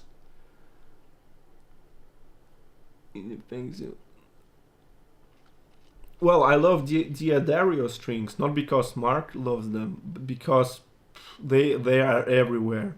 You go to your nearest grocery store and you'll have Diodario strong strings. They are popular, and that's the best thing about them. They are in any music stores, and they sound beautiful. And I also love their line of accessories, like Planet Waves. They make beautiful string winders, beautiful cleaning solutions for guitar. Generally, really great quality products, and I had never had any problems with their strings. However, I actually used quite a lot of strings brand. I also love Martin strings, especially their series of not vintage strings. I don't know. I can't remember exactly how it went. Martin retro, yeah, that's the word. So Martin retro strings are very good. I used all sorts of strings. I used Earthbound strings, Dean Markley strings, I don't know, Fender, Gibson strings are also nice. I don't know, so many strings, that's unbelievable. My personal choice is basically Diodario. And about amplifiers, don't ask me about amplifiers because I don't have amplifiers. I used to have some amps at some point, but it never got. It's not my thing, because you see, I can't bother my neighbors too much, and I'm not too much into making too much noise. So I practice on my electric guitar unplugged, basically. And this thing here is what saved me. It's beautiful stuff. Buy this. It's the Mustang Micro. It's the best. It's the best invention in history, I think. If you take a look at Amazon reviews of this Mustang Micro, it's I don't know. I think it's one of the fewest gadgets that's just universally beloved and everybody loves it. That's the amp. It's my favorite. So don't ask me about amps.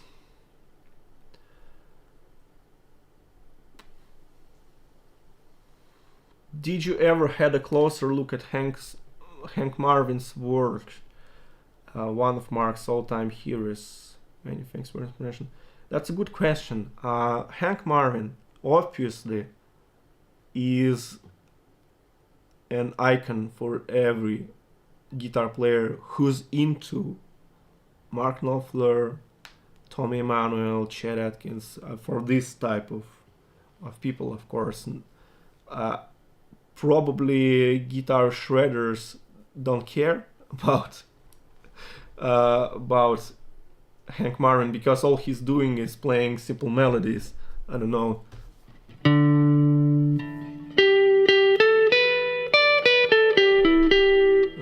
What's the melody was?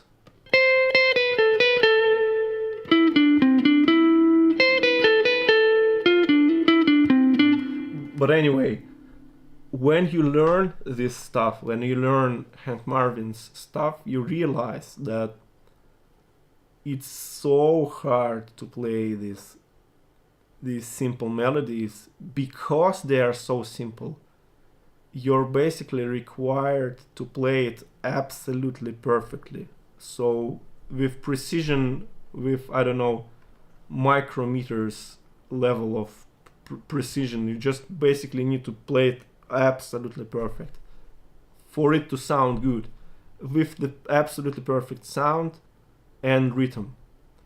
And it makes it almost impossible to repeat. And I think I never heard anybody coming even close to Hank Marvin's style of playing, even though it's one of the simplest lines that you can hear. And when it's funny to transcribe Hank Marvin's music, because it's all simple eighth notes, melodies, simple all downstrokes, or simple up and down thing, but it's so difficult to play, and even getting the sound is also extremely difficult. So yeah. So of course I think one of the first melodies that I learned on guitar, and I can't reproduce it here, but I think it was Chattanooga Choo Choo by Hank Marvin. So something like bum, bum, bum, bum. I can't remember the key signature.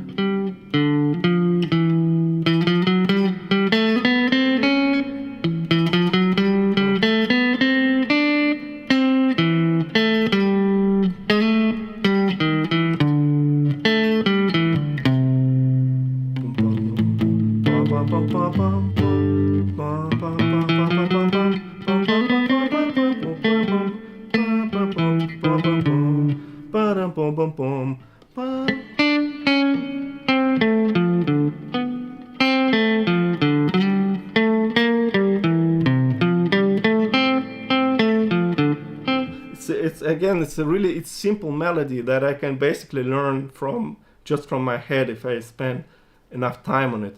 But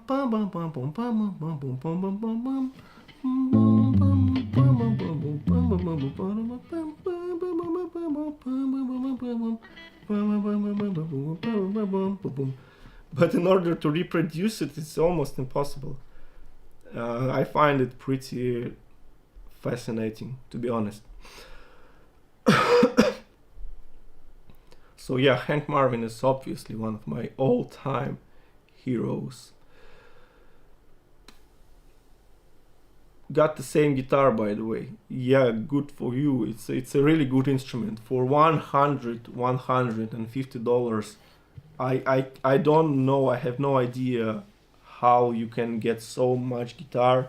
I mean, you heard how it can sound, and it's nothing but this guitar, stock pickups, stock everything, stock electronics, stock bridge, stock, everything is stock except for my tuning machines. So I replaced those. These are new tuning machines. Everything else is completely stock, and it's cheap as,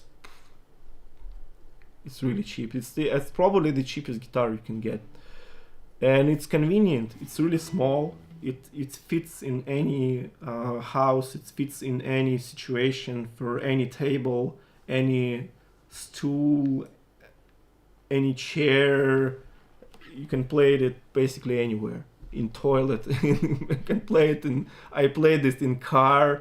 I played it in cars. I played it in the back seats of cars. I played it in airports.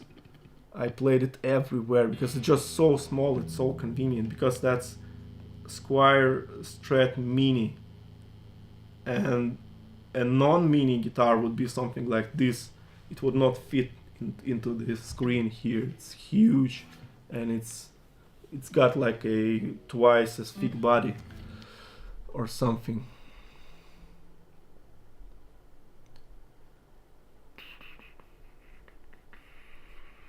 That's just my way. Again, I could probably buy a decent guitar. I just can't do it at this point in time. Please Chicken Peak Telegraph Road. Well, I think I have a tablature of this thing somewhere. Telegraph. It's probably somewhere.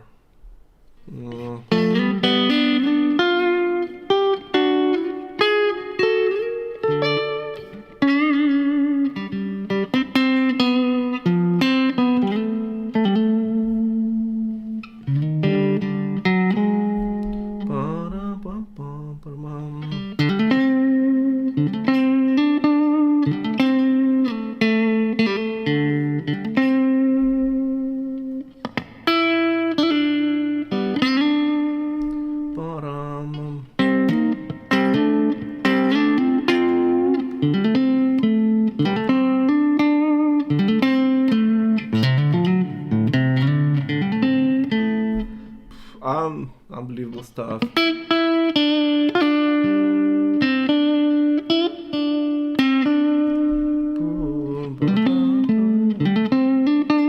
I'm just looking at my transcription I did.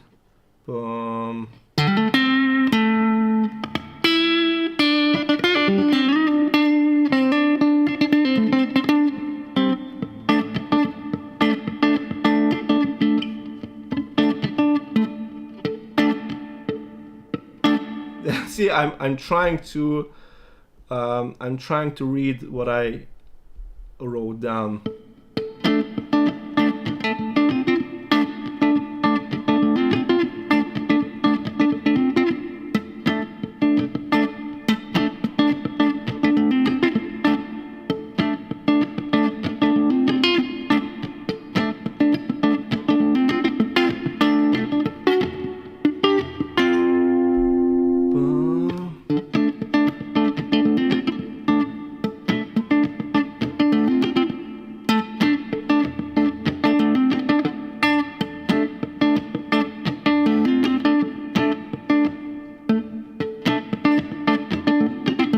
Possible. Again, if you spend enough time on it, if you listen closely to this thing, you can do it probably.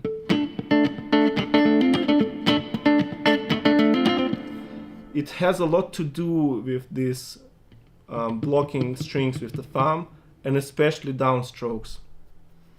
That's really important. It's just I can't do it at the moment because it's just too hard to play.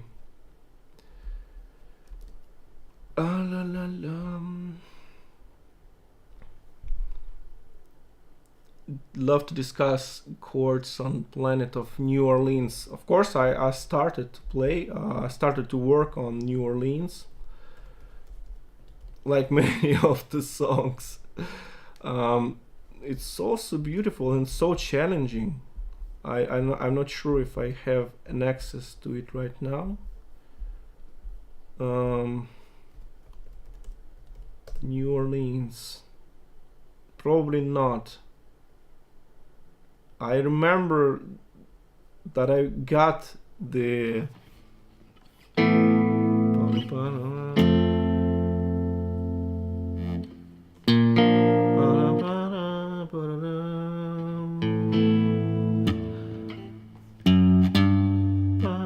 yeah, I'm not sure about this right now. It's a beautiful chord sequence for sure. I'm not sure it will be like the whole video about it, or I can do a short or something. But it's a beautiful chord progression, that's for sure. You see a lot. I have so many stuff left. After 7 years of almost working every day on Mark's music, almost every day, I still have so much left.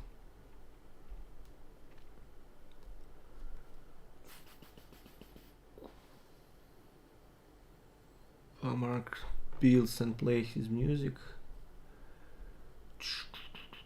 Do you have a favorite song from On Every Street? That's a good question. I'll try to think about it, and if the first song I remember, that's probably my favorite one. It should be probably On Every Street itself, the title track. Just this idea, I love the idea, like on every street. I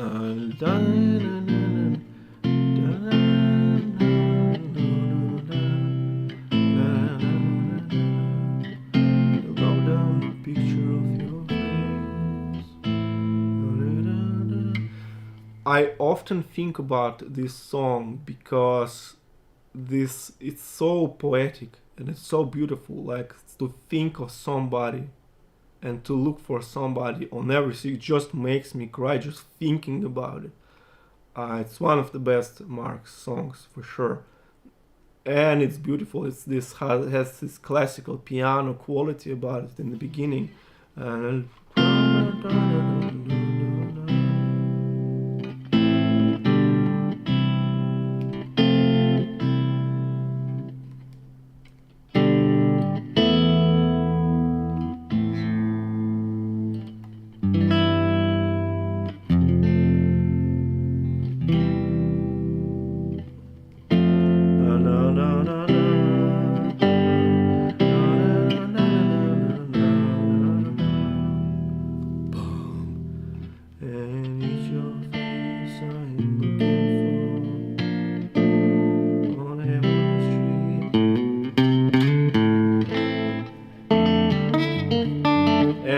the beautiful riff, of course.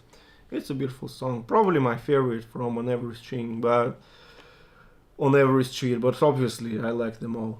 So I like even not the most popular songs from this era, like My Parties or something. It's still beautiful music.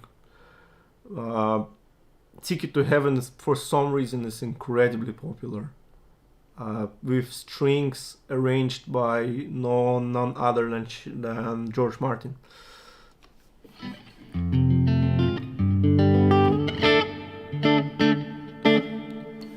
So yeah, that's my take on Every Street. My thoughts on New Local Hero All Star version. I already told that I dropped a coin, so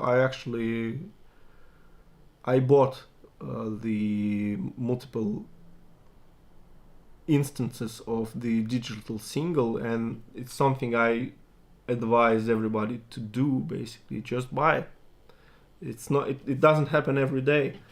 I'm just not terribly crazy about it. I would love to hear singing. I would love to hear some lyrics, some music. I'm not into guitar shredding, as you can probably see on my channel. Even though I actually do a lot of guitar solos lately, but these guitar solos, they are linked to the song, and so they're just basically a part of something bigger. Like for instance, song for Sonny Liston. It's a beautiful solo, and it's a challenging solo.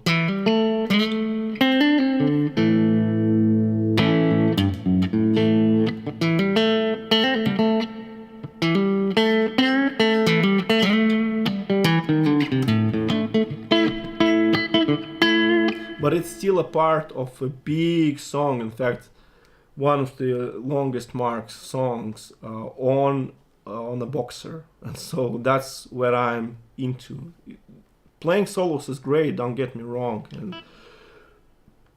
so it's just not my cup of tea, I guess. If someone, a sponsor or whoever, gifted you a guitar and you could just choose between Les Paul, Panzer Maca, it's actually funny because people want to gift me guitars, and it happened more than twice, more than thrice. So people want to give me guitars. The trouble is how you gonna ship it. I don't know. I can pick it up and basically travel with it. It's incredibly complicated. Shipping it is also complicated from many reasons, not just from the technical standpoint.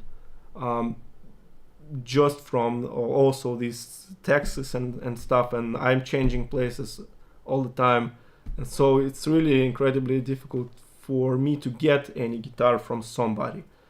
But your question was a Les Paul or Panzer Sur. Which would you choose? Well, that's a tough one. Probably Panzer Sur, because it's a more versatile guitar. And for me, you see, the problem with Mark's music is that you need Les Paul, you need the Dan Electro, you need Strat, you need this, and that, and that. And you need basically 200 guitars to play 200 songs. And Mark never was really into this collecting stuff, so he uses the guitars for songs. He uses this for particular sound, and the more versatile guitar is, for me, the better. This is what I actually like, this thing of how ridiculous it sounds, but it's actually pretty versatile. So I can get this clear Strat sound, sort of course.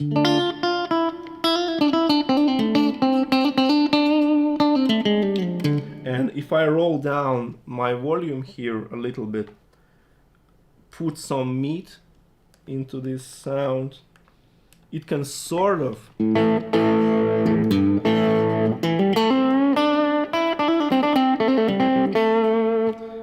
and roll down the tone, of course.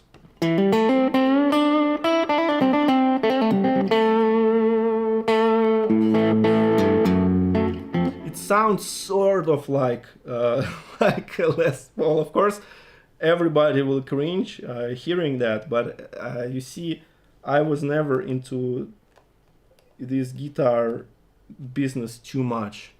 I mean, if it's enough for me, if it sounds good enough, it's good for me.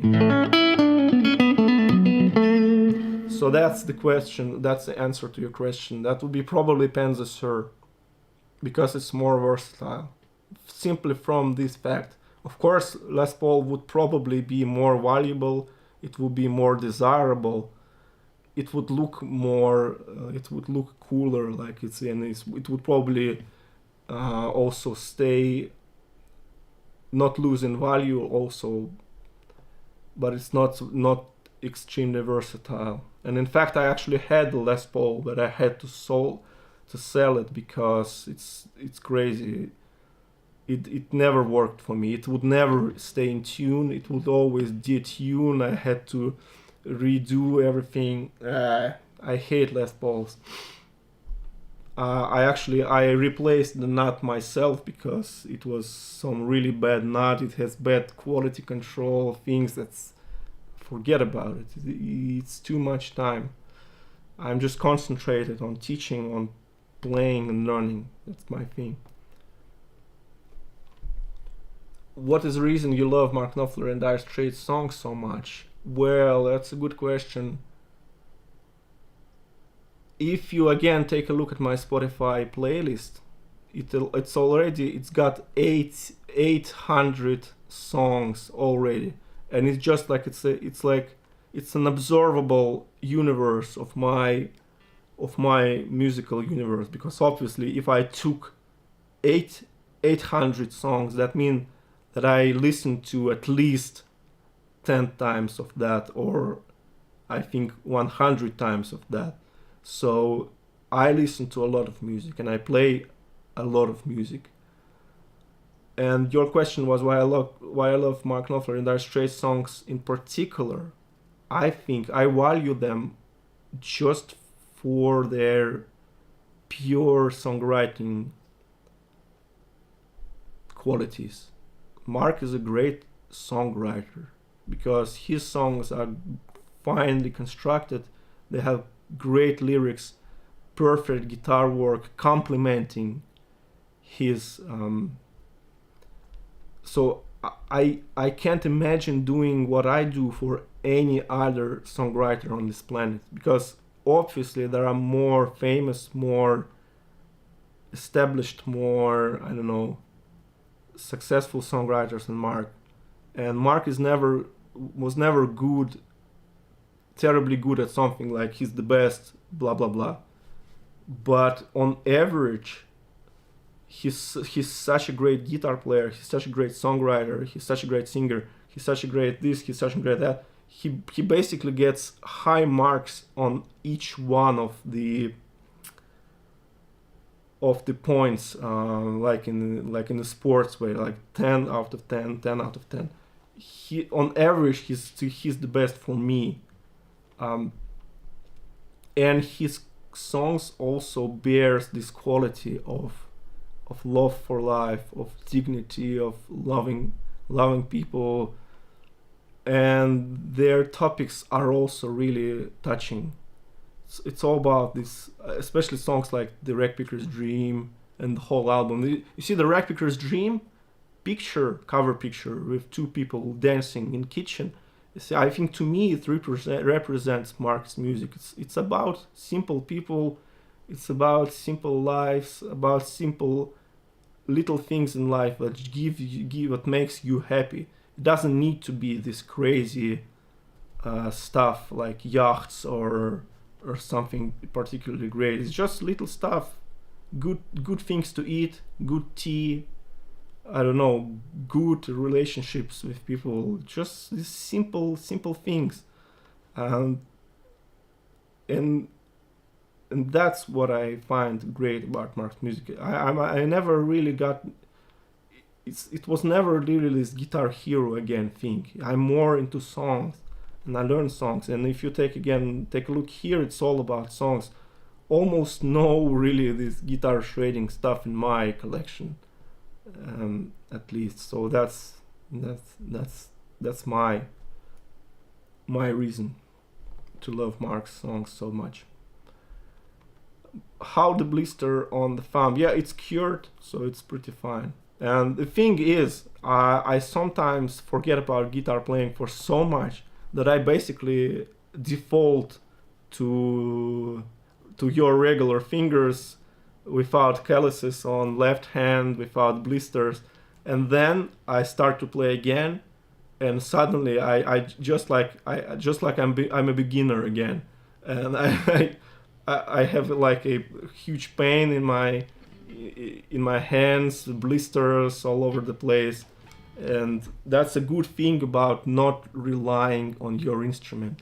So because I'm not a musician, and I'm not like playing on stage or whatever, I can just like put this thing away leave for a while, do whatever, then return, and it's like it's a fresh start. That keeps me going, basically. I can do it forever.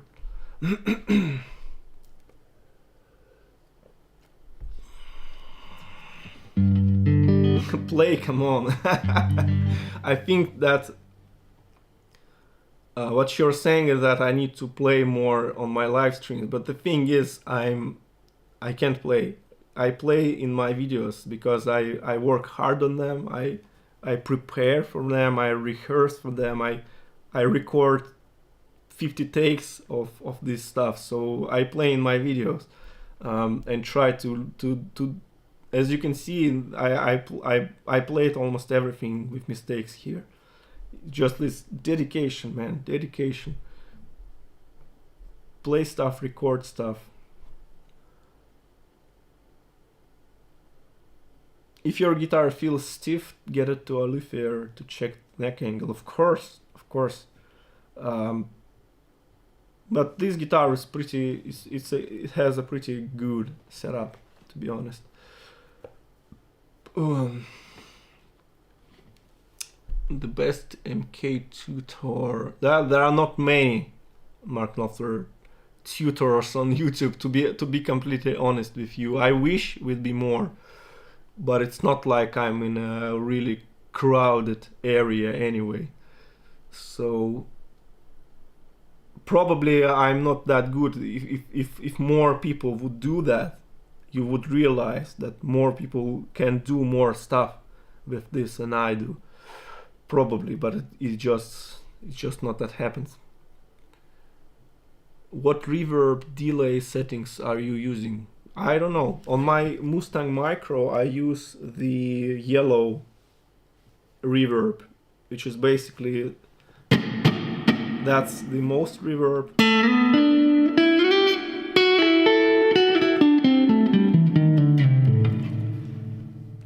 And I use the settings that's prior to that. Favorite Brothers in Arms version. Ooh.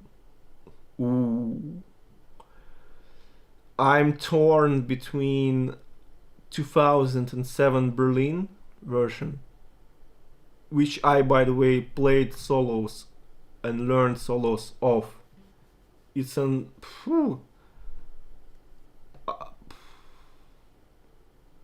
that's probably my favorite version. Even thinking about it, it makes my head explode.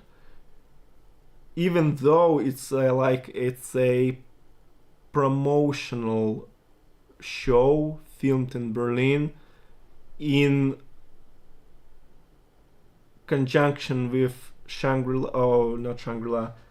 Kill to Get Crimson, I believe, album, with his so-called British band, which consists primarily of British musicians, and it's still the best version I've ever heard.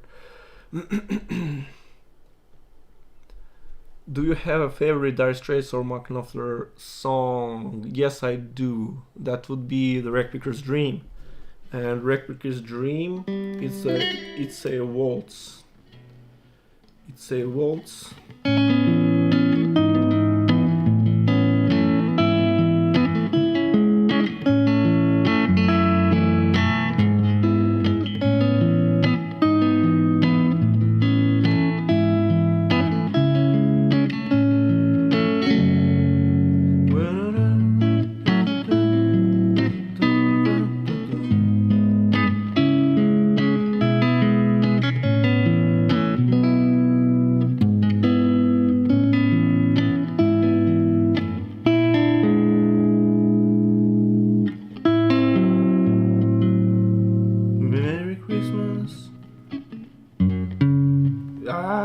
Unbelievable.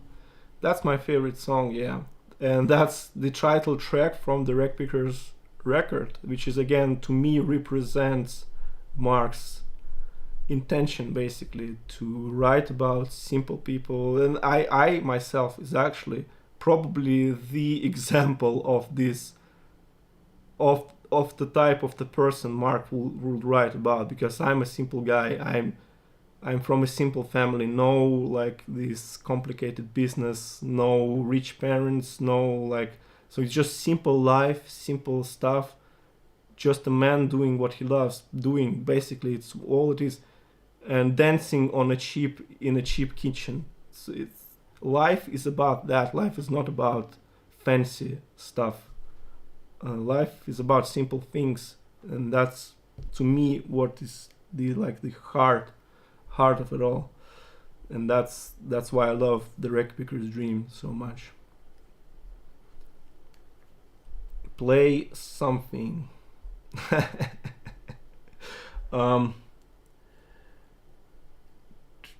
Favorite album?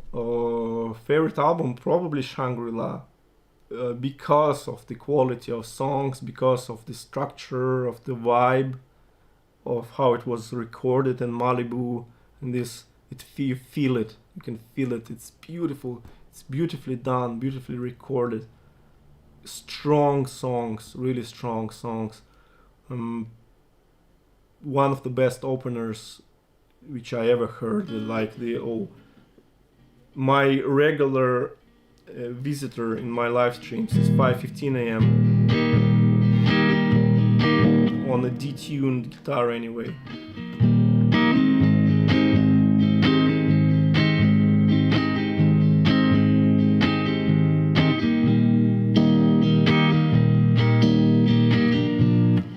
Listen to that song. It's 5:15 a.m. It's songwriting at its finest.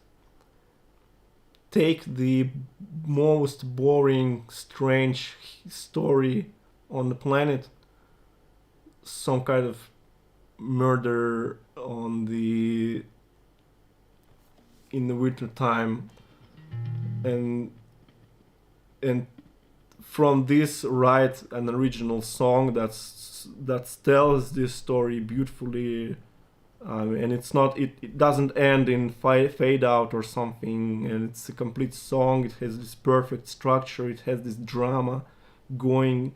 It's also one of my favorite songs, that's for sure.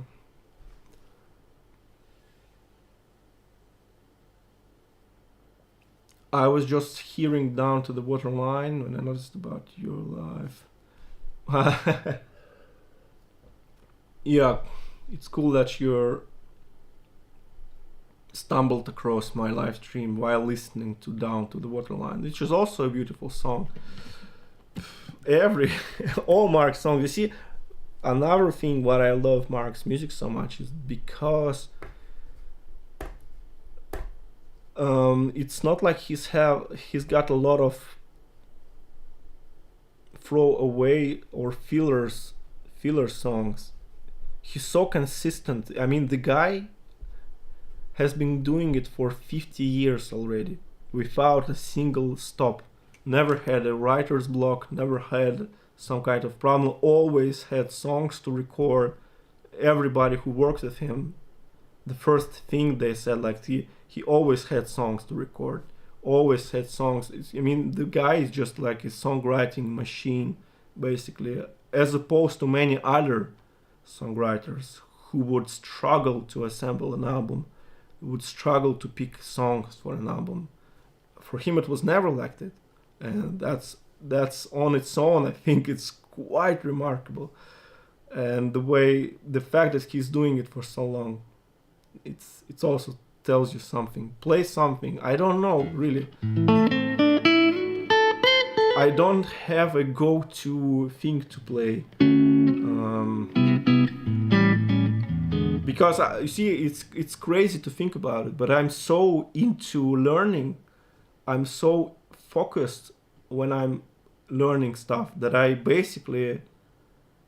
need some time. I need to pick a song, pick a riff, I'm not kind of a guy to like take a guitar and perform something, because I don't know really anything. It's kind of ridiculous to be honest. I should probably play something.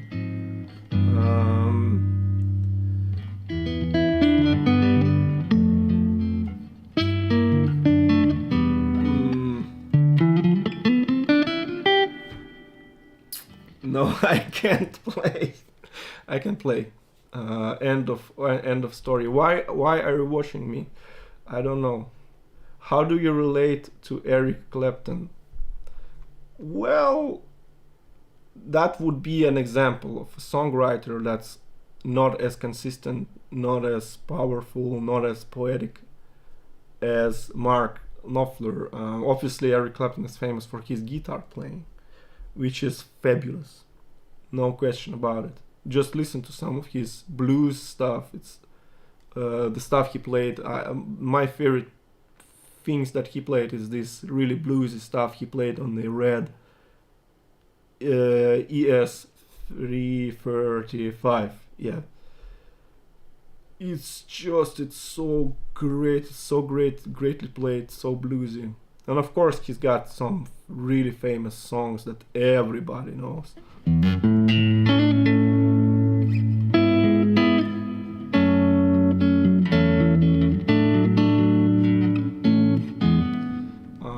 They are beautiful, of course. I learned them. It's not like my favorite thing again. Your Epiphone Les Paul.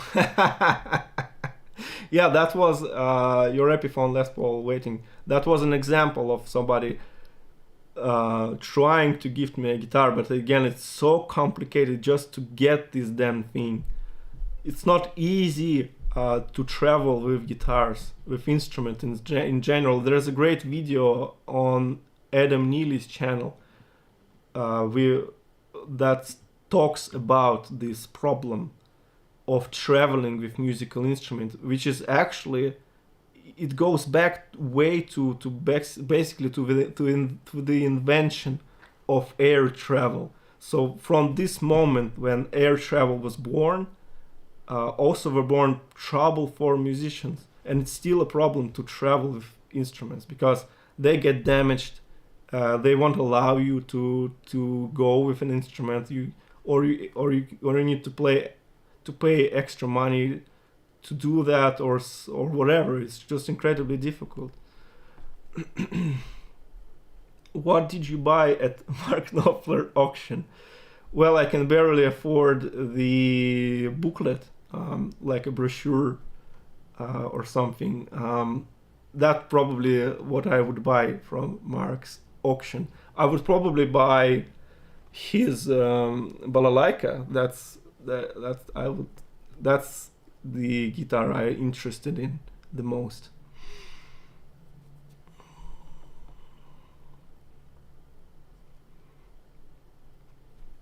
Have you ever seen Mark perform live?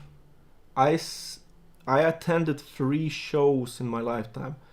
In 2005 in my hometown, in 2008 in my hometown, and in 2019 in Lisbon. Yeah. I'm not a good fan, because I know fans who visited hundreds of shows. It's sometimes just really hard to imagine how many shows people can visit. It's like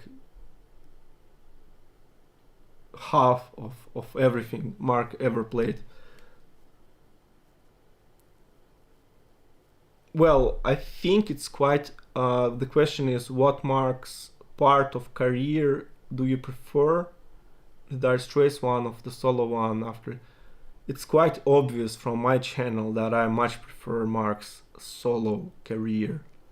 And it's funny because I personally see Dire Straits like basically early Mark's solo career, if you know what I mean. It's it's a whole story on its own. But I prefer Mark's solo career. What is your nationality? I'm Russian. And the word I usually say after that is unfortunately. Thank you for your videos. I want a song When It Comes to You. I did a video on When It Comes to You. It's an open G, and it has a great little riff.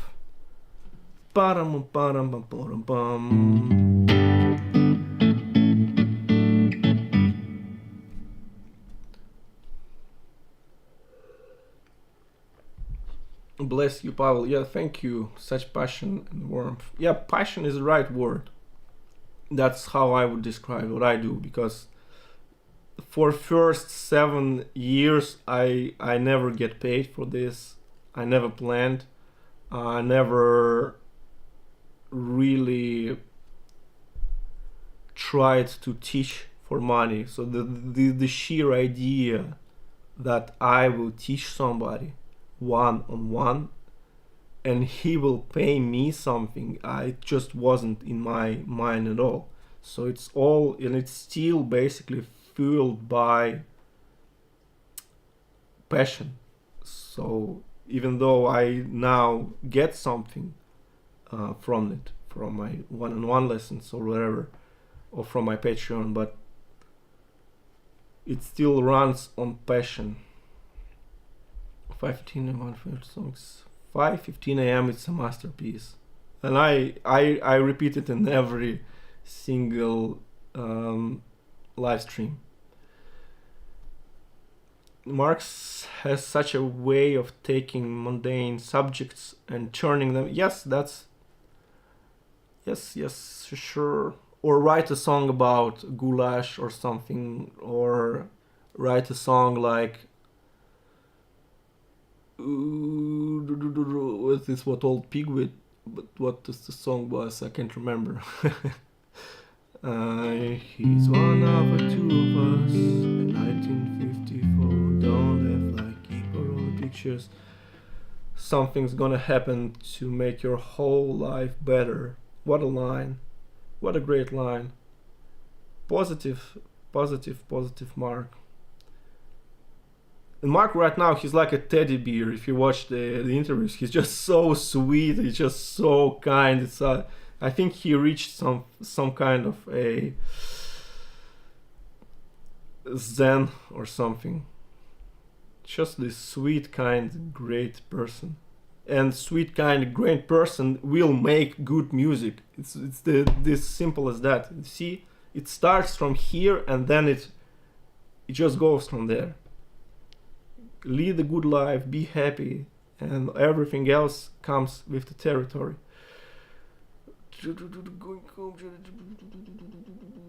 I donated to Going Home charity. I'm just not a fan of this particular version. I heard it for 2 times and that's it. I'm into songs. My thing is songs. But I donated and I advise you to donate to this charity. Single-handed sailor. Would you be able to cover single-handed sailor in a future lesson? Of course, that's a possibility. You see, my inspiration. I really don't work how it. I have no idea how it works. It could be a single-handed sailor. It could be barrel. It can be something from the '96 album. I just pick songs almost at random, but it's often really inspired by something. Like, I don't know, I did a song on Drowned Submariner and it was inspired by maritime disaster. And so I remember Mark had a song about that. And so that's how many of these make to my channel. I just inspired by something and work on them really hard and upload them. What is your equipment now, especially the amplifier? This is my amplifier again. Fender Mustang Micro. $100 amplifier, and I record everything you hear from the through this thing. It's a $100 guitar and $100 amplifier. $200. That's my setup. That's a great question. Are you left-handed like Mark? No.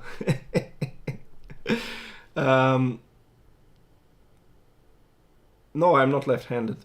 And so I'm not left-handed. Second, I'm not a big person. In imperial numbers, I'm 5'7". in metric I'm 170 centimeters, 1 meters 70 centimeters. I'm a small guy, and it's incredibly difficult for me to play Mark's stuff because he's a big guy. He's got really big hands, big thumb, and he can play this stuff, really dig into strings and stuff. I have small hands, I'm a small person, and I'm not left-handed, so all these combined makes it actually extra hard for me to play everything that I play. So it's all built on this passion again, and just putting in as much time as possible into playing. Will you ever play a live solo of Hills Farmers Blues? That's actually a good idea. Man, that's a good idea. Yeah, because you see, the thing with Hill Farmers Blues is that the studio version ends abruptly. So it starts, the build up just barely starts, and it just like that. But live versions, yeah. I will check it. Thank you for mentioning it again. Old Pig with, yep, I want to do that song. Of course I want it. Oh, the penguin in the morning, that is you. You wrote that you were excited with Acoustasonic Telecaster release. Have you tried it? A good question. Of course, the answer is no, because the thing costs more than my car. It's out of reach, absolutely. This particular Acoustasonic Telecaster and Acoustasonic line is just too damn expensive, and I can't really justify, even if I had the money, even if I would have money, I just can't justify having this kind of tools in my arsenal, because I'm not worthy of having this thing. And this thing here I paid for a lot of times, and I can pay for this whole guitar doing 2 or 3 lessons. And so with 2 or 3 lessons I can just go and buy this thing. But this Acoustasonic Telecaster I would need to do 100 lessons for, or something.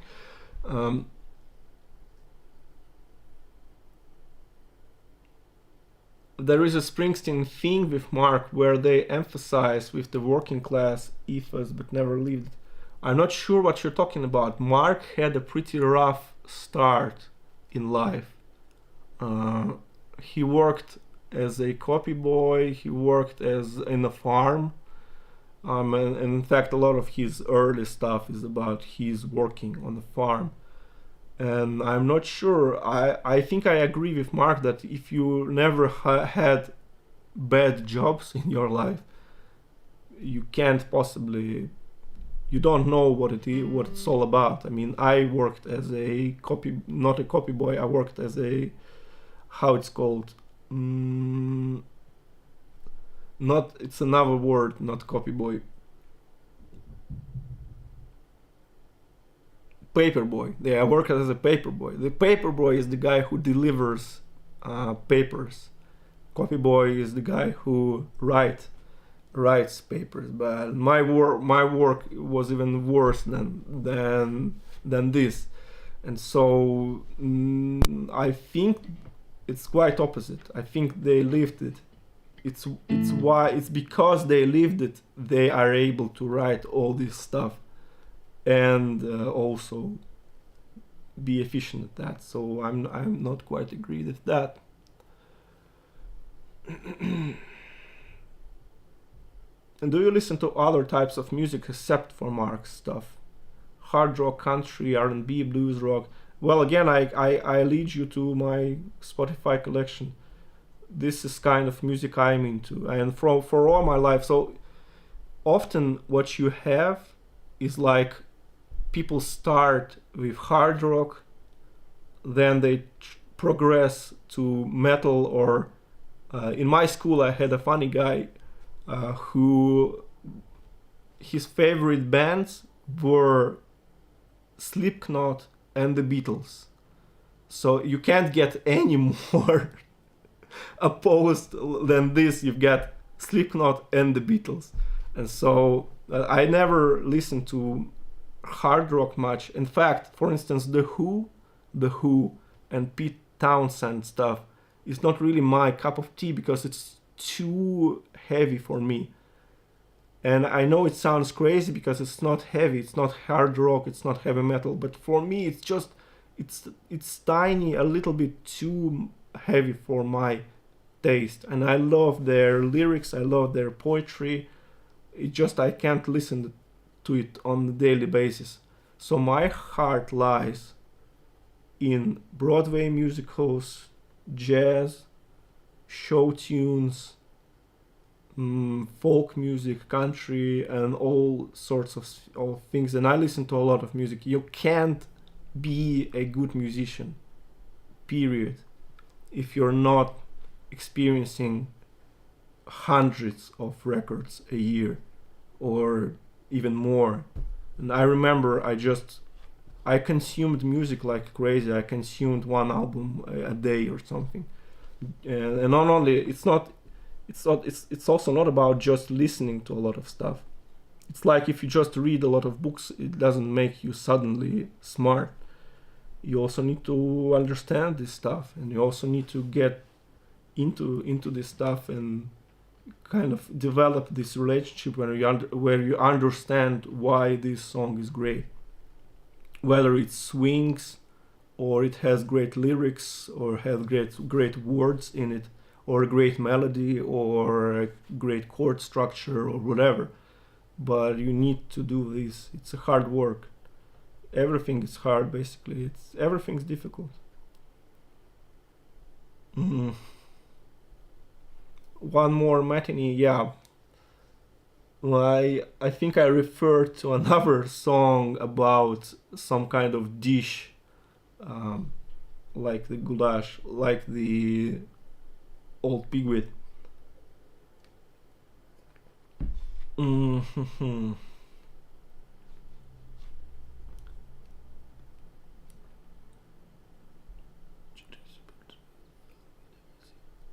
Didn't Chet Atkins say Mark had the biggest thumb he'd ever seen? Yeah, you don't need to be Chet Atkins to see that.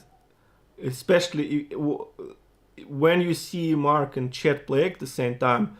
I don't know what it was, but it's really Mark's thumb it's something, man. And you can imagine it helps him a lot playing this stuff like this, all this finger picking. It helps a lot. And generally speaking, I think having this big posture and big hands helps you to play, because you see, the way this guitar works for me so much is because relatively to my body, it's almost as if it's a regular sized guitar for somebody like Mark. So the size of instrument is really important, I think. And I think somebody like Tommy Emmanuel, who's a giant,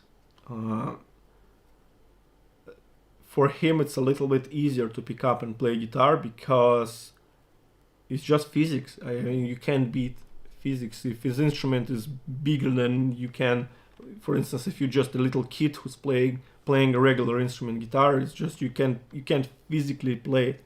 And it's good to have some extra headroom in size, in sheer physical size. Mark's thumb is something. Yeah, obviously I wish I would have physical qualities like somebody like Mark Knopfler, or John Mayer is a giant also with a giant thumb, and I can't play his music because he plays stuff with his thumb I can't even imagine doing because it's just too long of stretches. I can't physically do it even if I take my thumb and stretch it like this and then stretch my hand like this. It doesn't work. I can't do it. Luckily I can play Mark's stuff.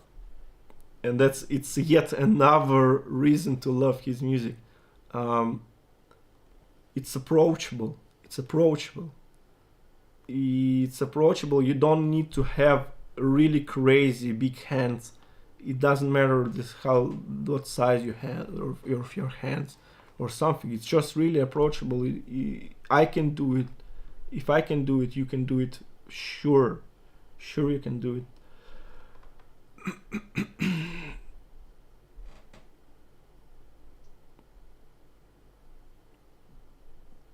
Southbound again. Bump, bump, bump, bum, bum, bum, bum.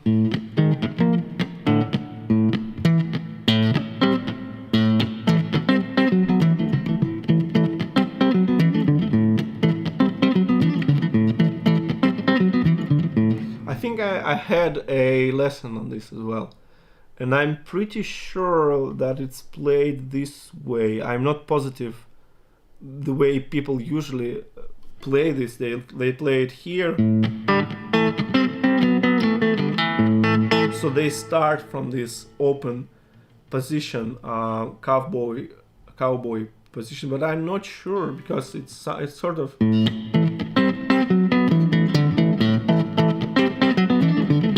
makes more sense to me to play here because this is too bright of a sound, where here it's out of tune again, but you get the idea. This sound here is more mellow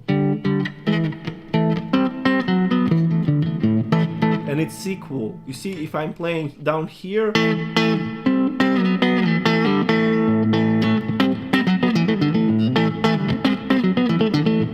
doesn't sound as good to me as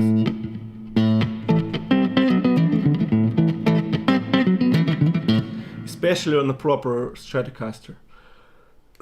I had a lesson for that, so you can take a look at this. I probably, like with everything else, I can probably look it up again, and maybe record another video on this song. Who knows? That's how it works. Never know. You never know.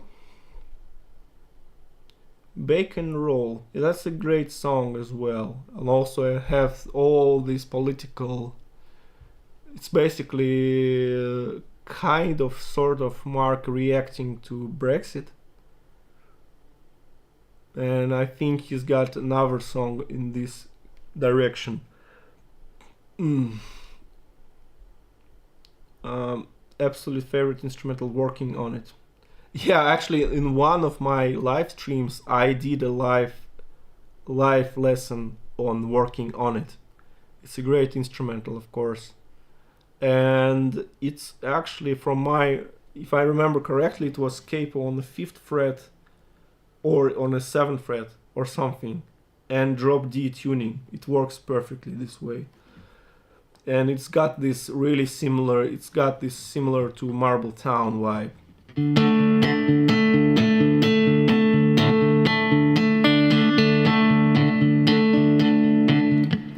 Pam pam param pam param pam pam param pam param. I don't know if I need to record a proper video for that. I don't know. There are possibilities. There are possibilities for me to redo lessons on all of the songs, basically, because it's not like my videos are set in stone. My lessons, they're a great start, and especially something like Money for Nothing. My Money for Nothing video is 15 minutes long. You can't possibly teach somebody to play Money for Nothing in 15 minutes. As I told you, I spent 3 hours discussing first 2 notes with a guy.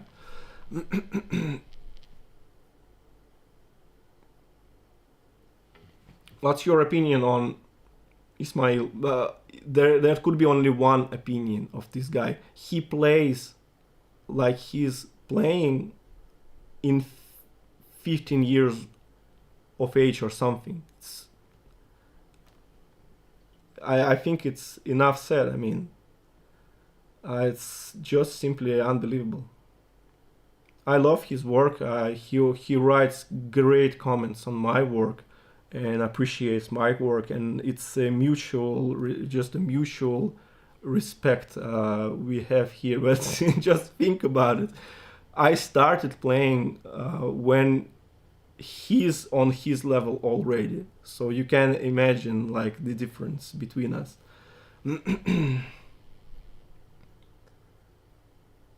Have you done any modification to Squire Mini you're playing? Yeah, it's my mistake. It's my mistake that I never really did a review of this thing because it's so important and people are actually ask me all the time.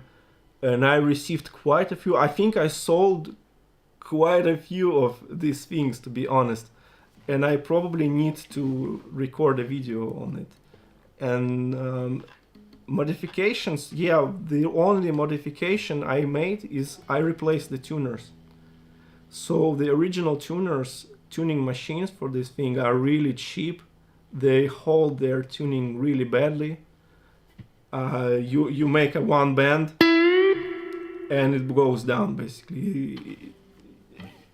They are incredibly cheap, these tuners. So just replace this. It's not hard to do. You can, if you find right tuners, you can probably do it yourself. That's the only modification I'd ever did for this instrument.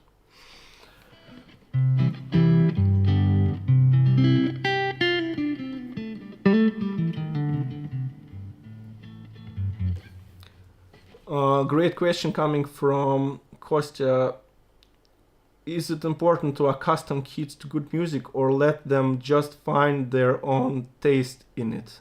Well, once I was teaching at a music school and I was teaching to kids, and here's the thing, one of the girls, she was into a really bad Russian singer songwriter. I won't mention his name, but all Russians know who he is. And basically, I asked her, like, why you listen to this music? It's just bad. And she's like, well, my parents like it. That's the answer to your question. I mean, apple won't fall far from the tree. If you're giving your kids bad music, chances are they will listen to this music. So of course it's important to accustom kids to good music. I get sent all the time videos from people like they dancing to Mark's music or something. It's just so cool. I mean, they listen to great music. It's just as simple as that. No any tricks here. It's not like my parents would listen to beep beep beep beep beep beep, and I would suddenly will listen to Mark Knopfler, Rodgers and Hammerstein, and read Shakespeare. And so it's really important. It's really important. Thank you.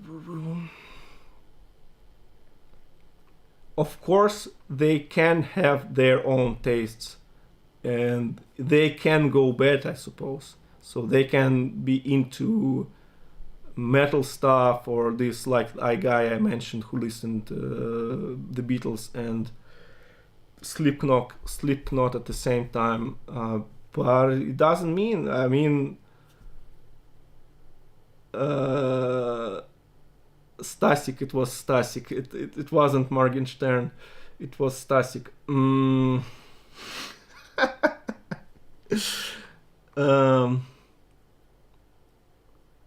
And speaking of parents, by the way, it's my dad's birthday today, so happy birthday.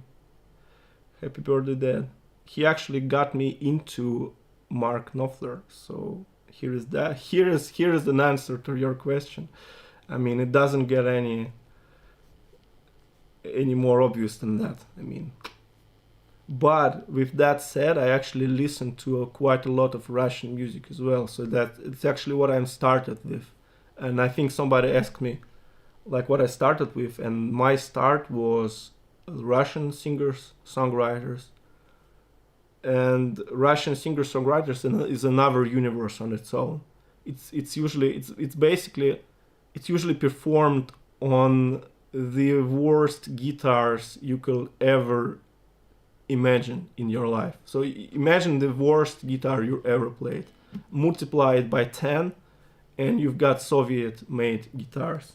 Basically, they with an action like this, probably like something like this, are absolutely unplayable, out of tune, but with so much soul in it, with so much soul, with soulful lyrics, great poetry, and Russian language is a really beautiful language.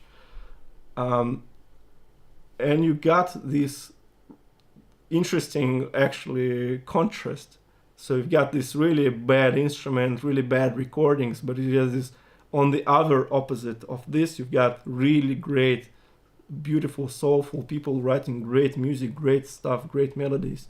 Just try to listen to Russian songwriters. I mean, from the golden era, of course. Vysotsky, Galich, I don't know, all this,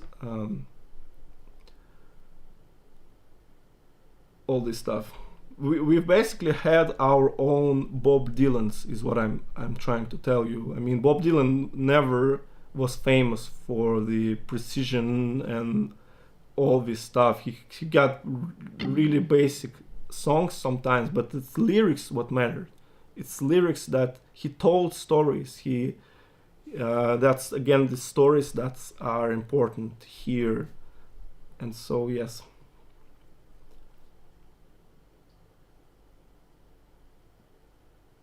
Can you pinpoint a favorite song from Dire Straits era? Big hug from Lisbon. I so wish I would visit Lisbon again. Can't believe it. It's just out of question for me. Thank you for all the videos. Yeah, thank you for watching. Thank you for watching. I really appreciate that. So Dire Straits, favorite song from Dire Straits era.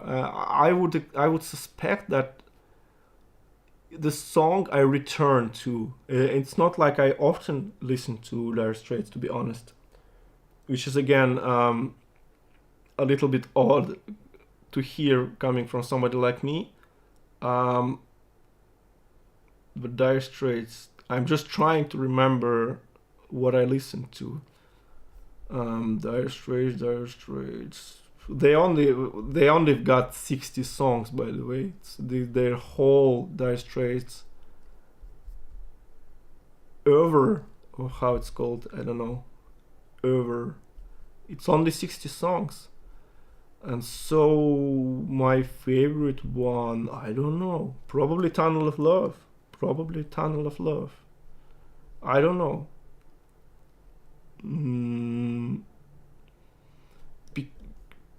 Probably this song gives me the most emotion. That's for sure. And I will do a solo on this song for sure. I want to do a version where I would play the rhythm guitar and solo guitar. Two guitars. No any other stuff. Just two guitars and a solo. And I know it will be great. I need so much time to do it. I just need to really invest some time.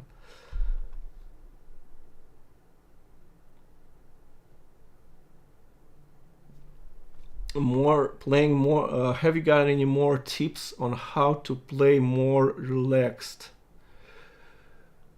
Interesting question.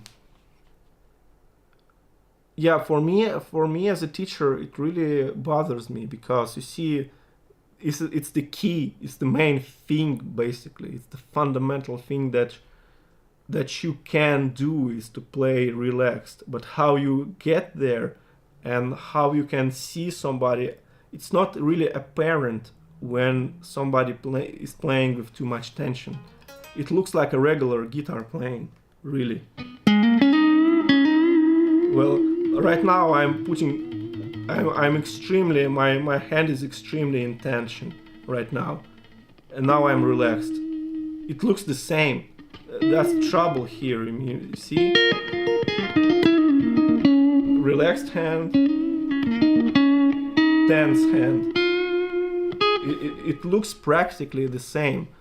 So the only way I can talk about it is just talk about it. Just say things like relax your hand. A lot of these motions come basically from this position, just relaxed hand. For instance, downstrokes. That's the huge topic.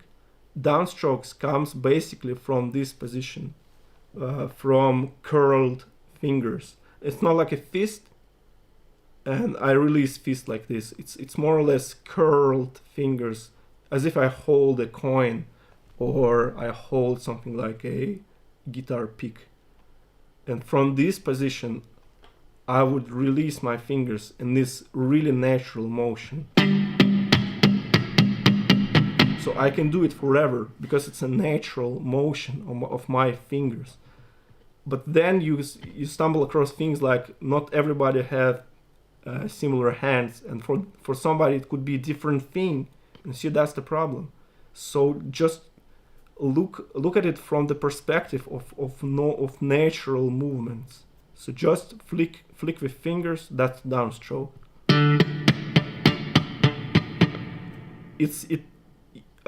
This flick with fingers, you're not doing it with tension. You just do it.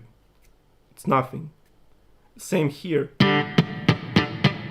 So it's all pretty natural. And speaking of the left hand, it's pretty natural the way it curls just like this, and it barely it just swings like this. Again, it comes back to the classical guitar where you have this perfect balance between your hands. And I think classical guitar is the best way to learn playing guitar period, because it teaches you this fundamental thing of being relaxed. When will Mark Knopfler finally gift you one of his signature strats? Well, I already told you about that. I was offered guitars for many times at this point. It's just, even if you can imagine if Mark is going to gift me a guitar, how are you gonna transfer it to me? It's difficult. It's difficult. The world it's not a small place, so you need to basically move stuff, and you need to move people also. So I need to be moved, or the guitar need to be moved. So something needs to be done in anyway. So it's not as easy. In fact, I think the easiest way to gift me a guitar is send me money, which is also complicated, and I will buy a guitar locally. That's much easier than just gift a guitar. That's how complicated the whole situation is. Almighty Dad. Yeah, that's awesome. Will you play some you and your friend? Yeah, the You and Your Friend is a beautiful song, of course. And I already recorded a solo for this song as well, and you can watch it there. But I actually reached the 3-hour mark, so I should probably call it quits at this point. So it was fun, a lot of questions, and I wish I would play more. Don't get me wrong. I'm not a fan of talking heads. I'm not a fan of musician talking for too long. And so if you had fun with me, thank you. And all I can say is I will see you in another videos with more playing, with more music, and hopefully singing as well. great, and happy birthday, Dad. Yeah.